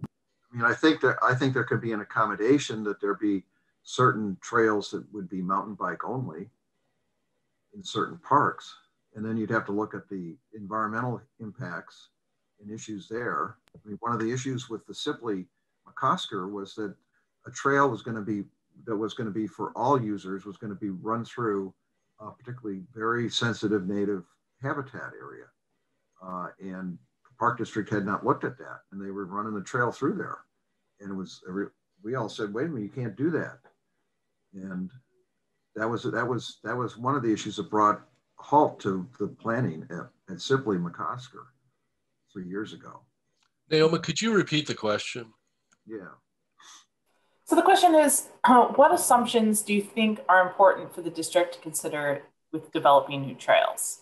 So, you know, I'm sort of taking that we really want to make sure that we understand, or Norman would like to make sure he understands what do the mountain bikers and really the district, so the district really understands what mountain bikers want in terms of trail, in developing new trails. They want access to all trails or just more access. And then, you know, are there other assumptions that we should be looking at? It sounds like I'm also gathering from Norman that maybe there's, you know, making sure that we really understand the natural biological communities that are on the ground. Instead of it, so the question though being, what should the park district consider? Instead of it being so parametric as to, well, therefore, how do we decide what each group might want to have considered for itself? It seems to me that the one basic assumption for the park district would be that it is a limited resource, like water, like, you know, that there may come a tipping point with respect to demographics where there is only so much resource that can be used to accommodate any particular use. So how do you begin to contemplate a cap? Damage, no damage, whatever the use. It's not infinite. And I do think that, of course, speaking from the Ridge Trails perspective, connectivity is really important, even though, you know, a lot of these new land bank properties won't be, except for this Rancho Pinole, maybe won't be on Ridge Trail, or won't be on the Bay Area Ridge Trail. But Actually, no, the Bay Area Ridge Trail does go through Rancho Pinole. Oh no, that's what I said. Except, hey, yeah. But I do think, I mean, connectivity is something I'm here to advocate for. But also, I think it's important for us to look at, and for the park district to look at future trends and what people will want in the future. If I know that a lot of I guess I was a little bit upset with the way that the trail survey, that the user survey was designed, and that, you know, it only showed primary. I'm sure that the park district has that data, but it only shows what your top use is. So probably everybody hikes that also bikes and is equestrian. But when I looked at the user survey, equestrian wasn't on there. You know, and I think that it would be interesting to understand.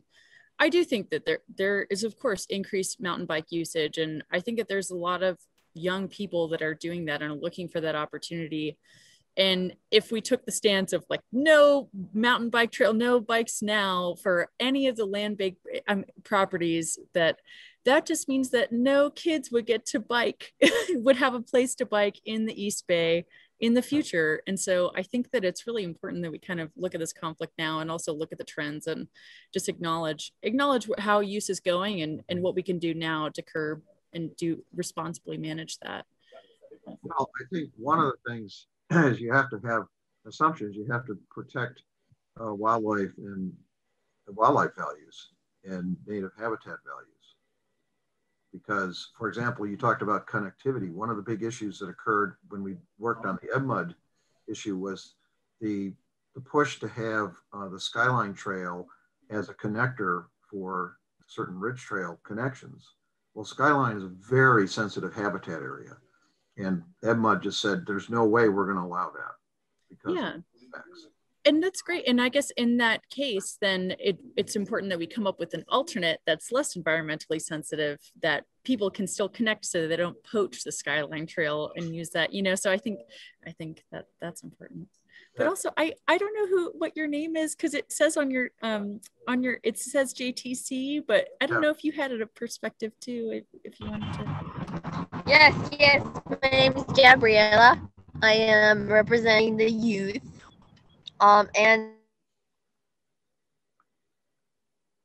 froze. Gabriella, we lost your signal. Yeah, you have to, I don't know, somehow sign off and come back in. I don't know how that's going to work. Or maybe if you pause your video too. I paused the video. There you go. You're back. Yeah. Oh, hello. Yeah.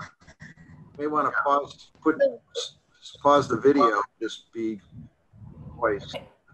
Yeah, Gabrielle, turn off your camera because your bandwidth is low. Yeah. So we'll probably be able to hear you better if your camera's off. Okay, there you go. Excellent. Yeah, okay, so where did I leave off? You were representing You didn't youth. start. Youth perspective. Oh, yes. Oh my God. Sorry.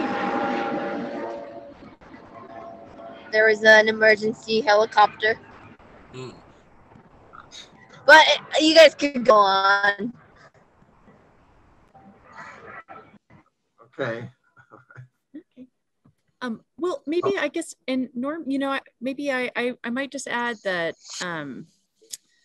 I have faith in, I do believe that the park district staff and all of the trail staff, I mean, they are going through all of the regulatory processes, both state and federal, to be able to build these trails. I think that's part of the reason why it takes so long to get approval. So in my assumptions of like, yeah, I do believe that, and because like, I do believe that the park staff is looking, taking these things into consideration and building new trails. I guess that was kind of the original question. So. I don't know that, I mean, just to sort of play devil's advocate here, I think EBRPD versus EBMUD, for instance, is a really interesting juxtaposition in as much as, yeah, the park district takes into account everything that you're implying, Simone, but tends to put public recreation as first on the list, whatever that recreation might be. And for EBMUD, the first thing on the list tends to be refuge. Public recreation is always on the list, but it's very much lower and much less accommodated with respect to disruption of refuge property, because their first priority is water quality and also control. They're just sort of control freaks over a lot of that as well. So, you know, institutional culture notwithstanding, I'm wondering whether, with respect to management, and your request for alternative routes, if for instance, as a private land trust, we can close our property any day of the week. We can just throw the gate and say, sorry, you know, there is no shall in our ownership of the property. We can protect it as we see fit, although our first priority is to provide public recreation. But should we have to do that, we would. And I wonder if the park district might undertake or contemplate the notion of, sort of like with rangeland management, a rotational system where, you know, there's a certain load put on the property for a certain amount of time, and then it's closed. People don't simply presume that they have recreational access forevermore in exactly the same way under all conditions. It's not a shall, it's a for a while until we decide that, you know, we're going to manage it in a different way, we let it rest, as it were. I don't know, I just throw that out there because I think there is this presumption once you have a trail, it's always going to be a trail. And once it's a trail, everybody should have the right to use it. And I don't, you know, it's a responsibility. It's sort of like driving. Again, you know, you don't have a right to drive. You know, you're given the privilege to drive as you exercise it responsibly. And there are times when you close the road because it's in need of repair. You know, 4 a.m. you want to cross the Bay Bridge, forget it. It's, you know, it's closed. Alternate route. Could the park district begin to contemplate that kind of strategy based on the notion that it is a limited resource? There is a point at which there's not enough water, there's not enough land for all of the pressure of any kind of use. It needs to rest. That's a good point, Linus. Yeah. So we have. My thing I've also talked about is the carrying capacity, so to speak, and the impact of so many users on the parks. You know, and some parks that are close to the population areas, the impact is going to be tremendous. You may reach a point where it's just over capacity for people of any, you know, hikers, bikers. It's just over capacity. Right. And to that point, I mean, can you rotate a property out so that it begins to divert that load, and that with the anticipation that it's brought back online, so that you're rerouting people enough that it breaks up that impact. I don't know. I'm throwing it out there. It's not easy. I think, Naomi, you want to say something, or? Oh, I was just gonna kind of do a time check. We have about 20 minutes. And I don't know if you guys want to move on to the next question. I think some of these ideas as well are good and will probably also apply to the next question, which is before we move on, I do, in terms of assumptions, I think somehow this is maybe an assumption in the negative way, which is that from my experience, certainly in observation on trails, is that there are many, when you're on a hiking trail, there are many places where there are clearly, from bike trail marks and the steepness of the slope, actually, clearly rogue bike trails that have been created. And I think that, I have to say that I think the mountain bike community simply cannot ignore that issue. It occurs. And it's pretty shocking in certain trails, just how many rogue little cutoffs and cutbacks and things like that I've seen on the trails. Can I suggest something in this regard, Norman? Deal with that.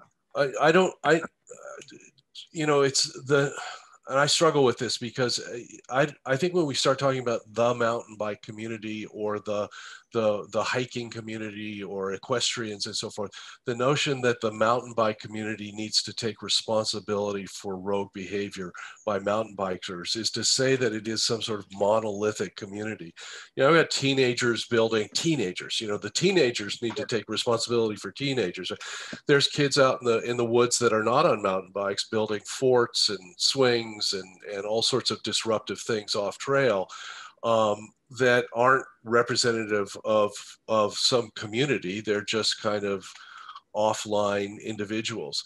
So the solution orientation, I mean, I think everybody appreciates the wilderness values, the habitat values. Everybody wants that experience. I don't think I understand the sort of the adversarial strategy, but I don't think it advances us when we start saying that the mountain bike community is monolithic and has to take responsibility for itself. I think mountain bikers frequently acknowledge that there are rogue trails, and would easily agree with you that that's a bad actor and damages habitat, and nobody wants to see that.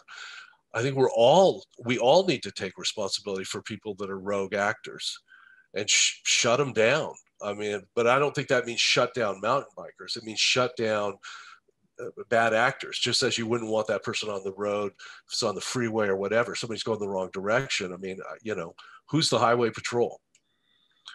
Well, that gets to the enforcement issue. Right. And certainly it's not to say that this is a monolithic, the mountain bike community. It's just that what I was trying to get at is that there seems to be, my perspective and others, more rogue trails when there are mountain bikers on a trail. Okay. And potentially greater damage because of the nature of the mechanic. We have to make that as an assumption and then figure out how we reach somehow some kind of solution to deal with it. You know, yeah. I mean, Briones is a good example of where there was all these rogue trails created. And now, I mean, now the mountain bike community wants to, certain mountain bikers, I'll put it that way, want to say, well, we'll just now convert those all to bike trails. Well, you know, now you've basically gone through a process where you've created an illegal trail, and now you get to convert it to a legal trail. So I mean, and I do think that is an enforcement issue. I mean, folks do have to appreciate that. Yeah, CEQA process doesn't anticipate just a rogue trail becoming available, you know, independent of a biological opinion and so forth. There has to be some sort of enforcement, but that's true for all use. I mean, we don't just start allowing hikers to use social trails because there's an animal trail and suddenly you've got something in place that it's not supposed to be. I wish I'd never gotten involved with this group. It's too difficult a dilemma. Well, I think this is moving on to kind of the next question. So I think we can go ahead and move on. But what ideas do you have for promoting conservation goals and minimizing the impacts of trail use? So, I mean, education. Yep. So education and enforcement is really important.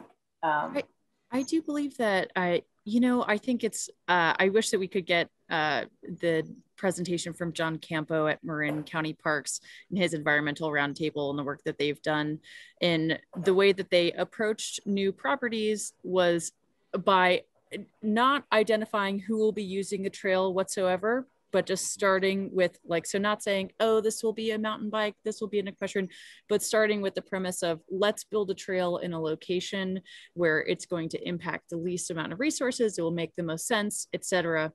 And starting from that framework, which I'm positive is 10 times more expensive, you know, because it's not going to be existing ranch roads, then moving from that and looking at how to build a sustainable trail after the fact, when that you're not going to be worried about being on Skyline Ridge and impacting, you know, sensitive native habitats. And so I think, I mean, I think that is an excellent example that's already happening in the Bay Area that seems like a great way to frame things, but also, you know, clearly it's expensive, it's collaborative, it takes a longer time, but it seems like it's really working well for them. And it's prevented a lot of lawsuits by environmental groups. So yeah, I think it's something East Bay should look at.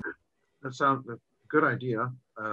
Raises two questions. One is, or part of this, what do we need to look for is that then the Park District really needs to do the baseline studies for the area to determine what is sensitive and native habitat, it goes back to the whole issue of what stewardship is doing, which is to evaluate the entire park system in terms of what native habitat and wildlife values it has and what needs to be protected. And that's something that I and others in the environmental community have always been saying, is that the Park District needs to first do those baseline studies initially. Often what they say is, well, we'll do that later. We'll kind of create an idea for a trail and then we'll look at it, but then we'll supposedly do those baseline studies later.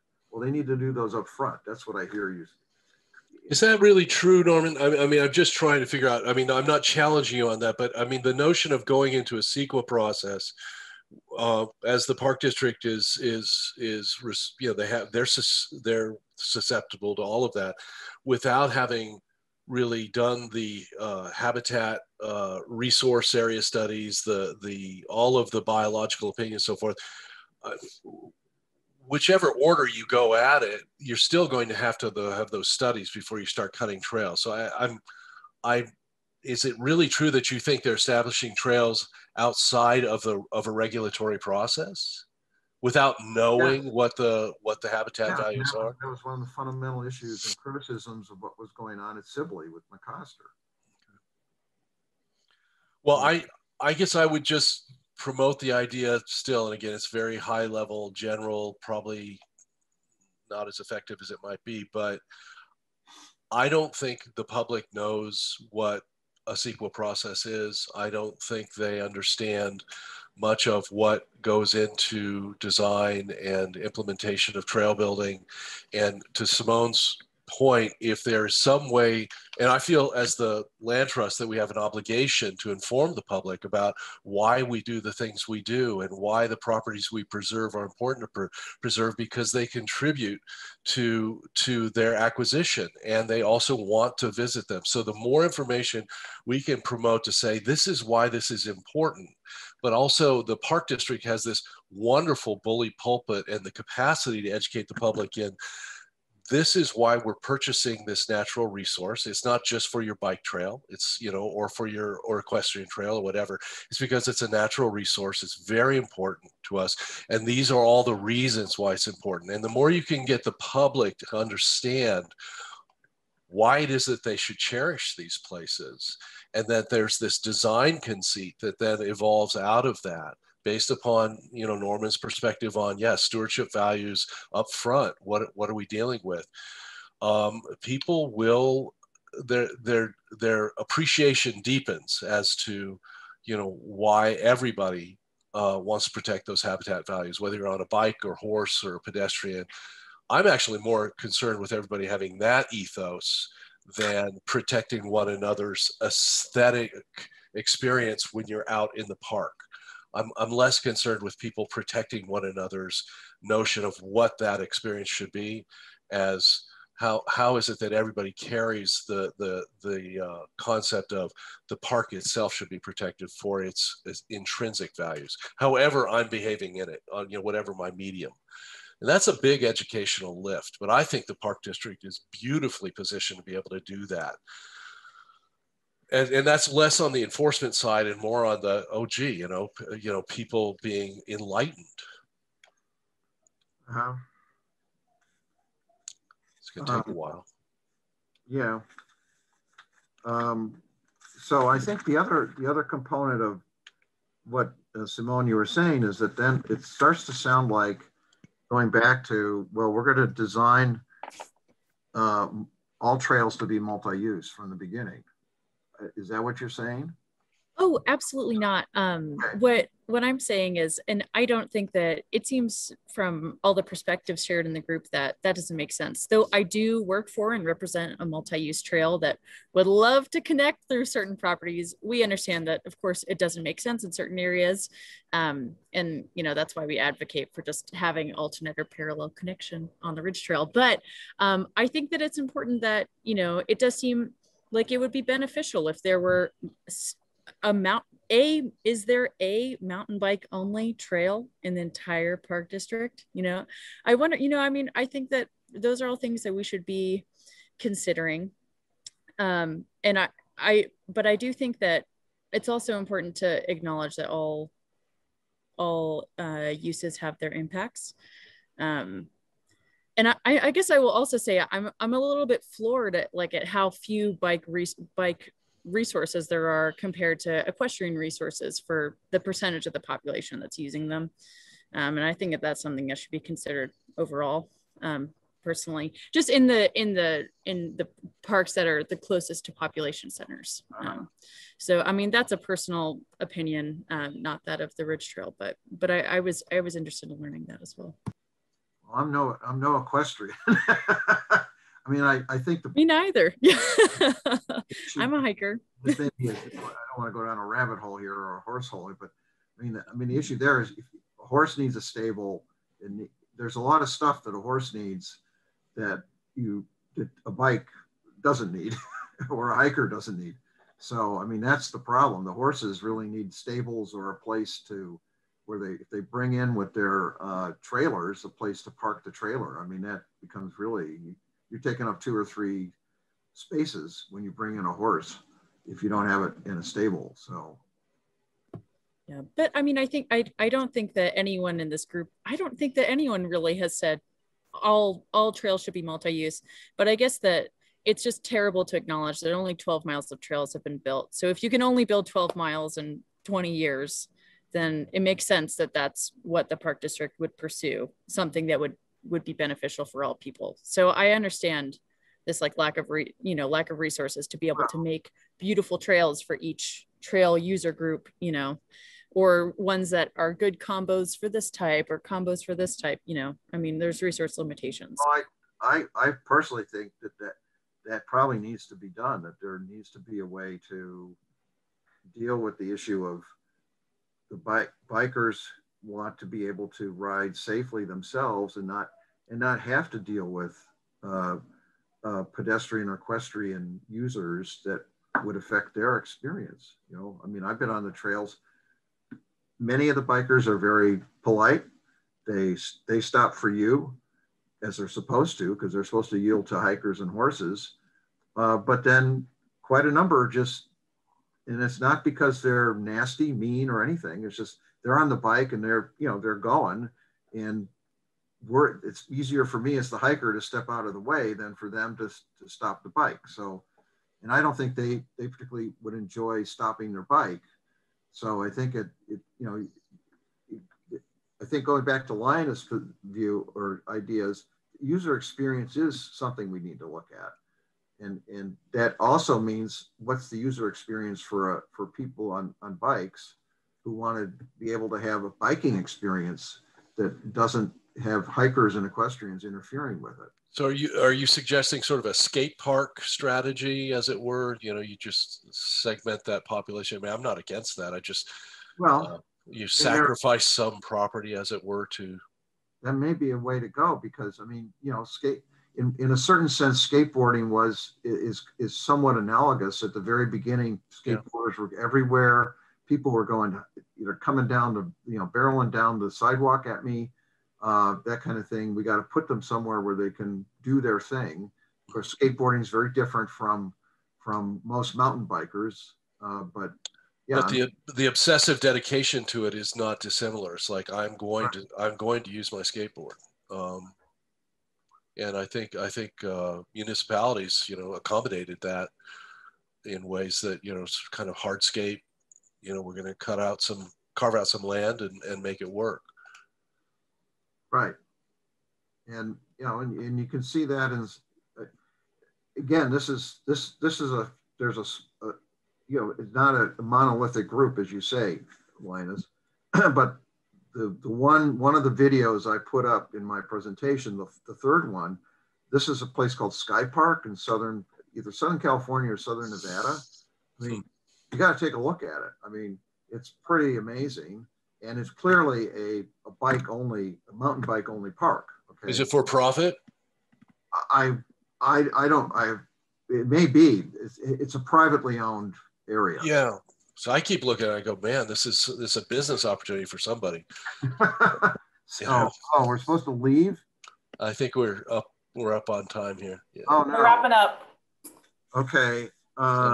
So I'm trying to get here. We talked about the idea of that the parks and trails may be a limited resource, that maybe we need caps to accommodate that limited resource. There's issues about how to deal with connectivity and addressing future trends, protecting wildlife and habitat values, maybe a rotational system for parks, people taking responsibility for trails is one way of dealing with how to deal with the rogue trail issue, and with enforcement and education. And what else? I want to make sure I'm more jobs. What? More jobs to monitor. If I get anything wrong, just shout out. So I think that was a good surmise. Yeah.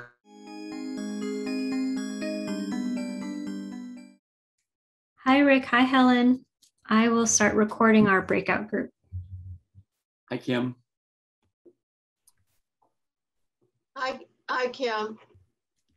Hi there. We only have 2 people in our group. It's me and Helen. More people may be coming in. Excuse Joseph.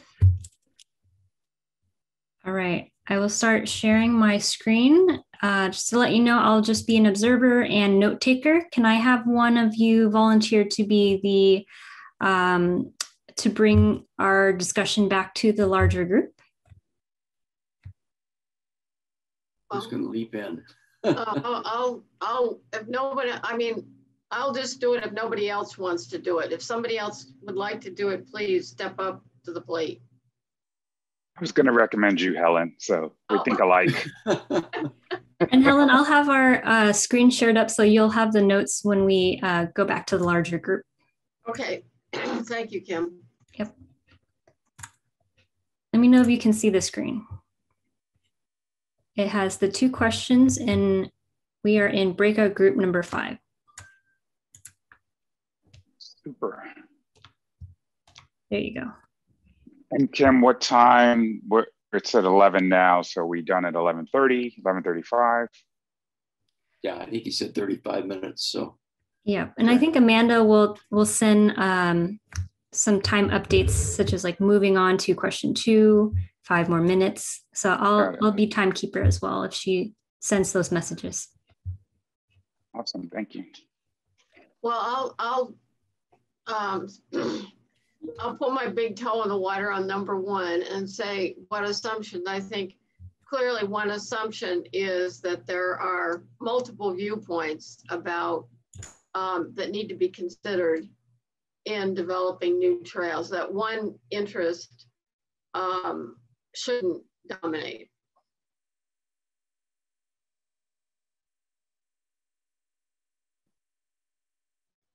My assumption. Go ahead. I was going to say my assumption is that there will be competing interest because we have limited resources, and resources here could be trails, could be time of day, could be day of week, could be time of year. And anytime you have competing interests, we really need to have and emphasize communication and planning in order to try to accommodate the multiple interests for the limited resources. Yeah, I think what I was going to say is sort of a corollary to Joseph's, which is you can't design every trail for every user.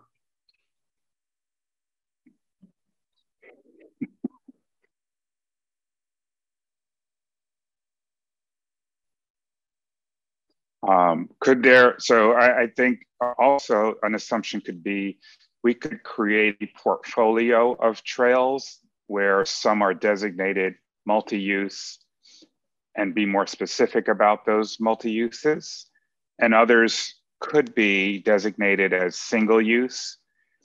And if we're clever as to how, in terms of proximity and use of the trail by day or time of day, we may be able to accommodate most of the users and also plan for the future. I'd just like to say that I like what Jim Hansen was saying in the last presentation about starting off with, you know, a big map of the district and looking at the areas that are, you know, where there's critical habitat or some kind of restriction. So in other words, start off with looking at the land, so that you get a sense of what trail is appropriate for what land. Helen, I'm going to put that in number 2. It sounds like an idea on how to address does that make more sense, or should I put that in number 1? Oh, okay. All right. No, number 2. I think you're right. Okay. Start with looking at the land and sensitive areas. Okay.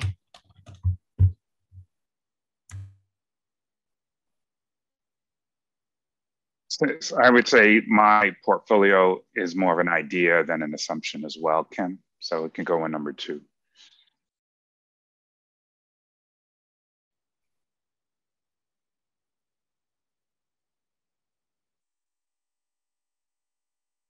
I think we've moved on to number 2, and that's probably appropriate. Joseph mentioned communication earlier, and I know that when we were dealing in a park advisory committee with dog issues, education and communication was a very important part of it, because we have so many different users.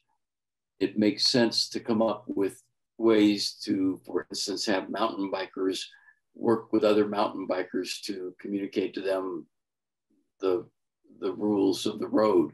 And that could be true for any user group. And I probably said too much, but I'm sure Kim can edit that for me. The other idea I would have is if I'm going to advocate for more enforcement. And I know that means more money, but if there's no cop on the beat, I don't know how you get people to adhere to rules. Right. Some people, right? It could be just 1% of the population that misbehaves, and that would just, you know, be enough. Well, Joseph, I agree with you on that one. The question is, where are you going to get the money from? That's what the park district is going to say, that it's so expensive to have enforcement. And so what would be cost-effective ways to get enforcement? Yeah, and I agree, but I would like to think maybe we can lean on technology in some ways. Maybe we tap into the philanthropic community in the Bay Area. community foundations, the other foundation. There's 75,000 foundations in the country. I know Hewlett is a big supporter of ours. There are environmental foundations that could potentially step in here if we came to them with a plan. And as a pilot, right? We want to increase enforcement in these areas over these many years. The goal would be to hopefully mitigate negative behavior or impact on the environment. So I think it's an idea, and it could get shot down, but it is an idea. Okay, I support the idea.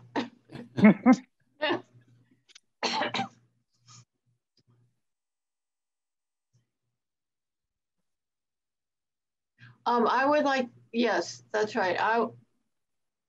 On that one, and I would say especially sensitive areas, environmentally sensitive areas. Yeah. Right, I would add that.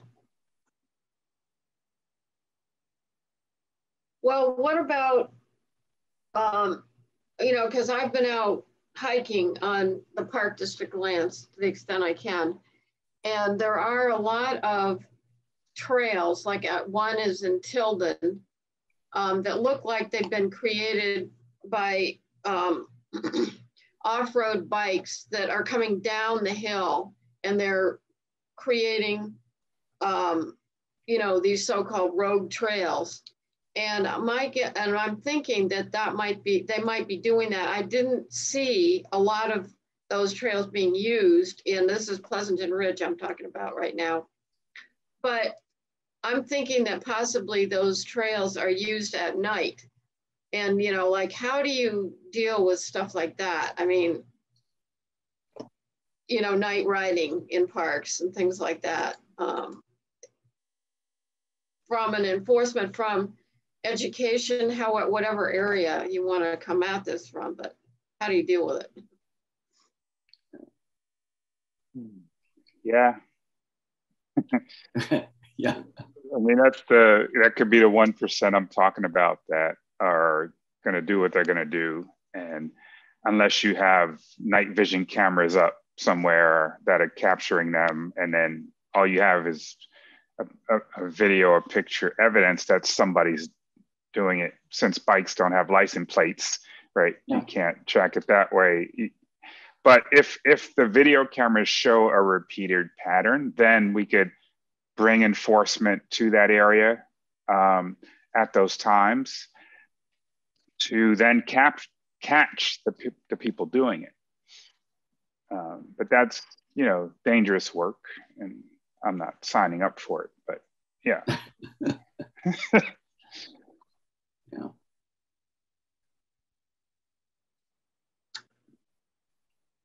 And then what about, I mean, in the past, there's been talk of having mountain biker patrols, you know, volunteer patrols out looking for scofflaws, basically. But is that, I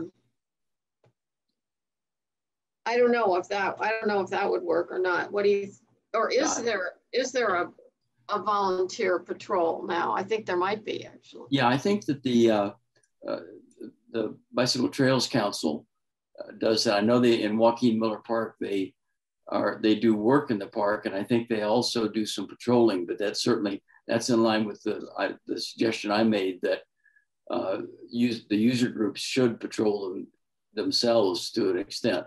And I think that's certainly a more effective and efficient way of enforcement than having to expand the safety department to the extent that you need to cover all these areas. So yes, I would strongly encourage working with groups like the Bicycle Trails Council and ask them to send volunteers out on the weekend or on that evening or whatever to talk with people. Rick, Helen, what do you think about just general park signage? Do we have an adequate amount of signage? I agree with you there. I think there needs to be more. Although signage only goes so far. I mean, because like you see at Briones at the, I think, what was it, the Alhambra Creek entrance. There were several road trails right near the beginning of the hiking trail. And there was a little sign, you know, I think it was a red ban, you know, no bikes. And yet there were all these, you know, it was clearly a heavily used area. So I don't know. I mean, I think signage has its limitation, but I do agree that there should be more. And then the other thing is maps, you know, information on maps. I think clearly that's. Well, the other benefit signage has is it leads to enforcement, right? Because if someone is clearly aware that they shouldn't be doing something because of a sign, then it's easier to enforce.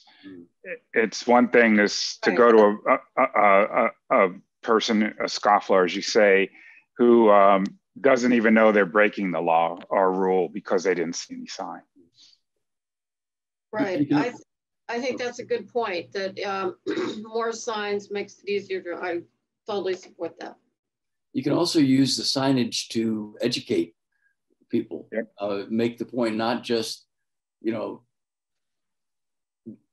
no, don't go on this trail, but maybe a comment about endangered species or some other, whatever the reason is that you're not allowed, so that you're educating them as well as just saying no. Love that. Love that. Now, I noticed that a Sean Burke has joined us. And yes. Now, what group are you with? I'm the Land Programs Director for Save Mount Diablo. Oh, okay. Okay, great. Well, can we see you and not your beautiful bird there, or is that? I'm sorry, my service is kind of in and out. I'm on the side of the road. I'm dealing with my van being towed right now. Got it. Okay. But got it. as far as signage is concerned, I was a park ranger for a number of years, and you'd be surprised how many people walk right by signs that say one thing or the other. But the reality of signage is that it allows for park enforcement. If there is no signage stating one use or the other, especially in the East Bay Regional Park District within Ordinance 38, there has to be signage in order for there to be enforcement for one thing or the other, or else they don't have a bounds to enforce. But also, you know, educational signage is really important, just in general and of itself, specifically for all user groups. You know, the more educated we all can become, the more we understand all of these different nuances within utilizing these trails and management of them. Yep. Great.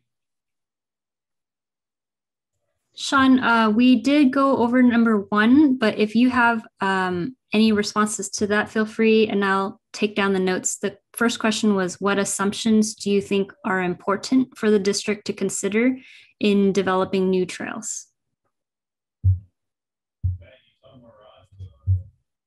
Assumptions. I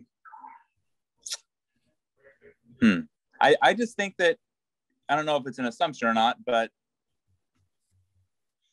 it's important for people to become educated, and it's something that can't happen overnight. It takes a long time for people to spend time in these places and understand even a fraction of the nuances of them, to be honest. I mean, I was a ranger for 10 years, and I've been doing, you know, conservation-based work for 15 or 20 years, and I continuously learn things on a daily basis. So the reality of it is that it's, I guess an assumption could be that this is a lifetime learning experience that we have, that we all have to be conscientious of each other's opinions and outlooks, and then also how to utilize those different nuances in the management of these areas responsibly.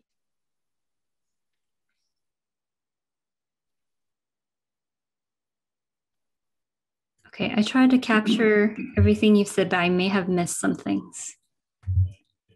Oops. It looks fairly good. I mean, I guess, yeah, I don't know. I don't know if the park district really can assume anything other than, you know, people want to have a good time in these places. And I think the best thing for the land is for people to become educated to all these different nuances. And, you know, I say this to people all the time. I feel like it almost should be a responsibility of all of us as citizens to be a park ranger for a couple of years, just to understand all how diverse this game really is, you know? So I don't think that's going to become a constitutional right or focus. Right. But I feel like it's a multi-edged sword. And so the more we can work together, the more important that is, and the better I think our connection as a society will be to these places, and therefore the management, you know, will follow that, as well as the respect. That's an excellent point, Sean, and I'm going to add that to one of the ideas. But one of the assumptions, since Kim, you're there, I said we should assume that there's going to be more people using parks. Yes, I just had the same thought. Yeah. And anytime you get newbies, you have a learning curve, right? Right. So not only you're going to get more volume, but you're going to have a greater need for education of trail etiquette. Yes. Right. And then with regard to the idea that Sean sparked for me is we should actually have a YouTube channel where we have park rangers getting interviewed, or testimonials, or storytelling. So park ranger stories on YouTube. That would be great. That I could see that going one of multi ways. That's awesome. That's a great. Another thing about, and I totally support, is that there will be continued increased use, and that means that the park district is going to need a way to fund further development of trails and land bank areas and so forth, given understanding there are restrictions. And I know the park district is starting to think about a possible continuation of the parcel tax. And so I think we need to, I think an assumption is that all this trail stuff is going to require additional funding. Yep. And I guess I'll leave it there.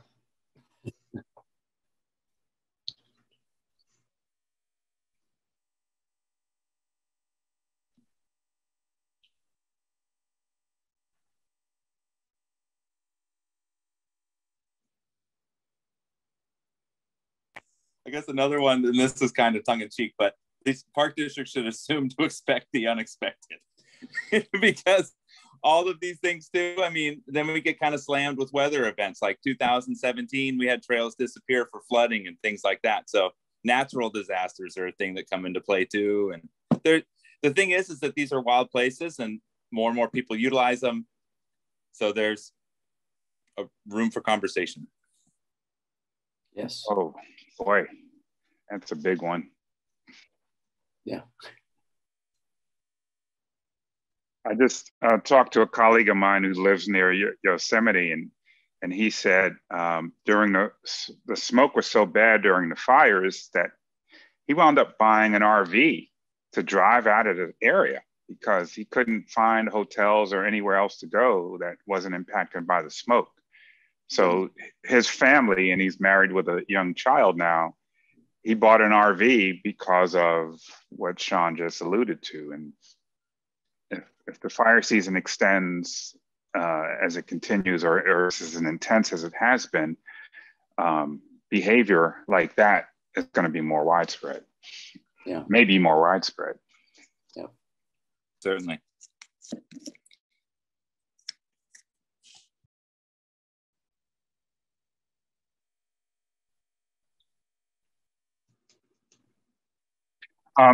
Is there an assumption that we are actually maintaining the parks properly? I had a call yesterday and with the National Forest Foundation, and they were talking about Big Jack East Forest project near Truckee. and they were talking about how they're using, they're cutting some of the trees, which I know is hard for a lot of people to stomach. But because in that particular part, there hadn't been enough natural fires to keep the forest balanced. And then, insects, and then of course, so I don't know if we have a policy and that we're adhering to the policy for adequate park maintenance to mitigate some of the damage from fires. So Sean, maybe you can address that. Well, I could probably address it from the point of view of the park district, which is that there's never enough money for all the work they need to do. And I know right now they're being really severely challenged by the tree die-off. They've estimated they need, I think the number is $40 million to remove the trees that have died. And so having to get federal funding and other sources for that. So yeah, they don't have adequate funds, and it's going to be challenging in the current environment. Right. That's definitely a reality. And I think one thing to try to hold on to is just any management that is done in these areas are with the best intent, with the science-based background. There will be any number of specialists that'll come in and make recommendations, and that will be the recommendation for the management of these areas with these management plans going on. So I think that that's one of the things you have to kind of just hold on to and make that assumption that the management of these areas is with best intentions for the natural environment. But the tree die-off that was just mentioned, these are huge projects. We have a large die-off in the state park we're working with right now. Thousands of trees have died overnight. And so now we're in the process of working with consultants to try to understand what is going on, so that once we know what is going on, all the different nuances involved with that, now we can start discussing management plans and things like that. Climate change is a big unknown, the unexpected. Yep. It sure makes for exciting dynamics. Yeah, just to kind of end on or as we end, put a positive spin on it. Other meetings I've been a part of in the Midwest, they were looking at at foliage, at trees, at what they could plant there that actually may offer greater health and wellness benefits. They envisioned a future where if you were a cancer sufferer, you can go into this part of the forest and get benefits. If you had suffered from allergies or some other ailment, these plants, if you forest bathe in those for 2 hours, 3 times a week, would actually aid in your healing. We know that some doctors are prescribing forest walking or nature walks along with medication these days. So I think we can start to reframe how people think about parks and how they could also be viewed as having tremendous pharmaceutical benefit, right, or healing benefits. That's an uplifting finish. Thank you, Joseph. I think I will go ahead and put that under ideas. So reframe how can you repeat that view? How we view parks, and maybe think of them as part of the, so they have pharmaceutical benefits, health and wellness benefits. Doctors are prescribing nature walks now along with medications, things like that. And the bigger picture was, are there ways to think about what we can plant, or what science has uncovered about inhaling highly oxygenated air, or some being next to certain trees or bushes that throw off additional medicinal benefits. And this one group was envisioning a time where if you were already suffering from cancer or something like allergies, if you went in this area and stayed there for 3 hours, that would actually aid in your healing. So using the park as actually a healthcare facility. I think that's a really good point to make, especially thinking about that these places weren't always parks. You know, these places were home to a lot of people for a long, long, long time. And they, you know, that's exactly what they were for so many people. You know, once you can connect back into these places and you realize that you are a part of these places, you're not just recreating necessarily, then that's when we can start healing as an earth form, you know. And so that's a really interesting topic in and of itself, that I'll kind of keep my cards close to that one because I can go down the line with that. But I think that's a really important topic to bring up.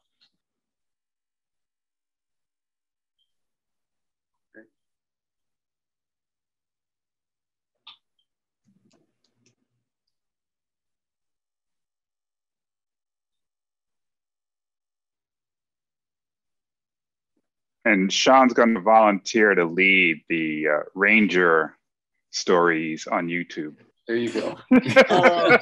Oh man, that would be fun for about 2 of them. Then I'd be in a lot of trouble. Sean, I have a meeting with Google on Friday. Do you want me to bring this up with them?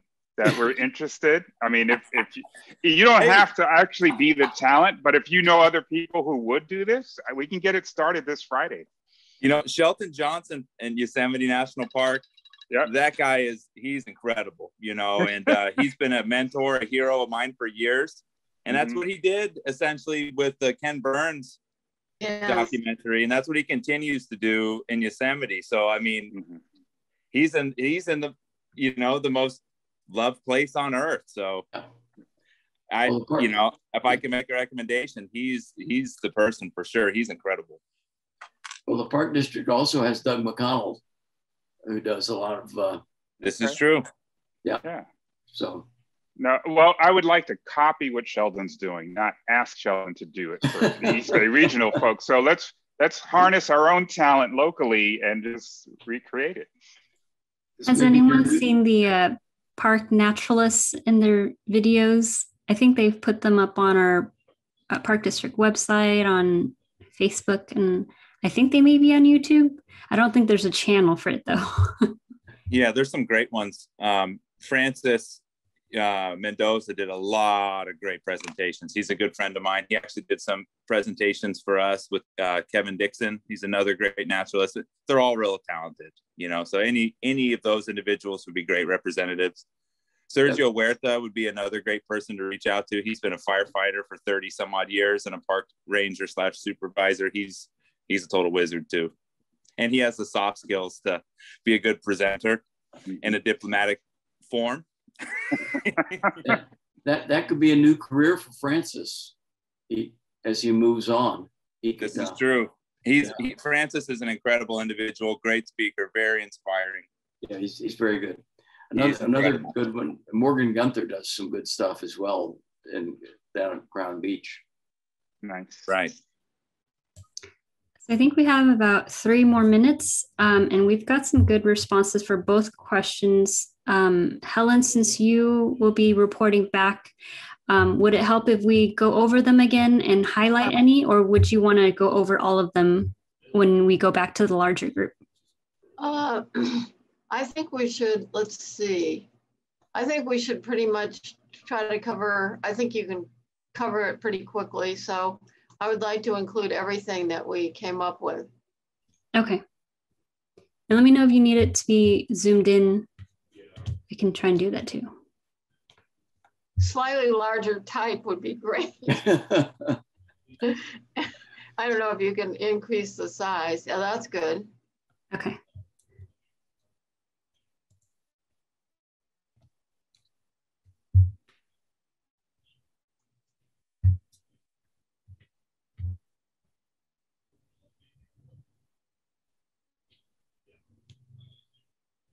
So we have, Kim, are there 3 different things groups? Is it going to be one, the assumptions question, and then, let's see, what were they now? Let's see the assumptions, and then that's 1. And then 2 is, ideas for promoting. Oh, okay, great. I see it. It all boils down to the 2 things. Okay. And we've got 5 breakout groups. We're breakout group number 5. Okay. We'll be last but not least. But you'll have less to say then. You can just say, oh, you guys all covered that. That's right. I refer to the previous comments. Tim, you did record our session, so anyone who wants to hear this, this rich,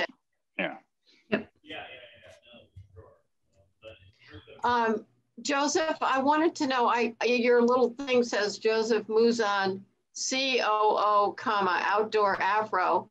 And yes. What does COO stand for? Oh, Chief Operating Officer. Oh, right. Okay. Okay, we're closing in 50 seconds, so it's been nice, you guys. Okay, good. See you back in the big. See you back in the room. The big group. Right. Thanks, Kim. Thanks. Great talking with everyone. Thank you. See you, Sean.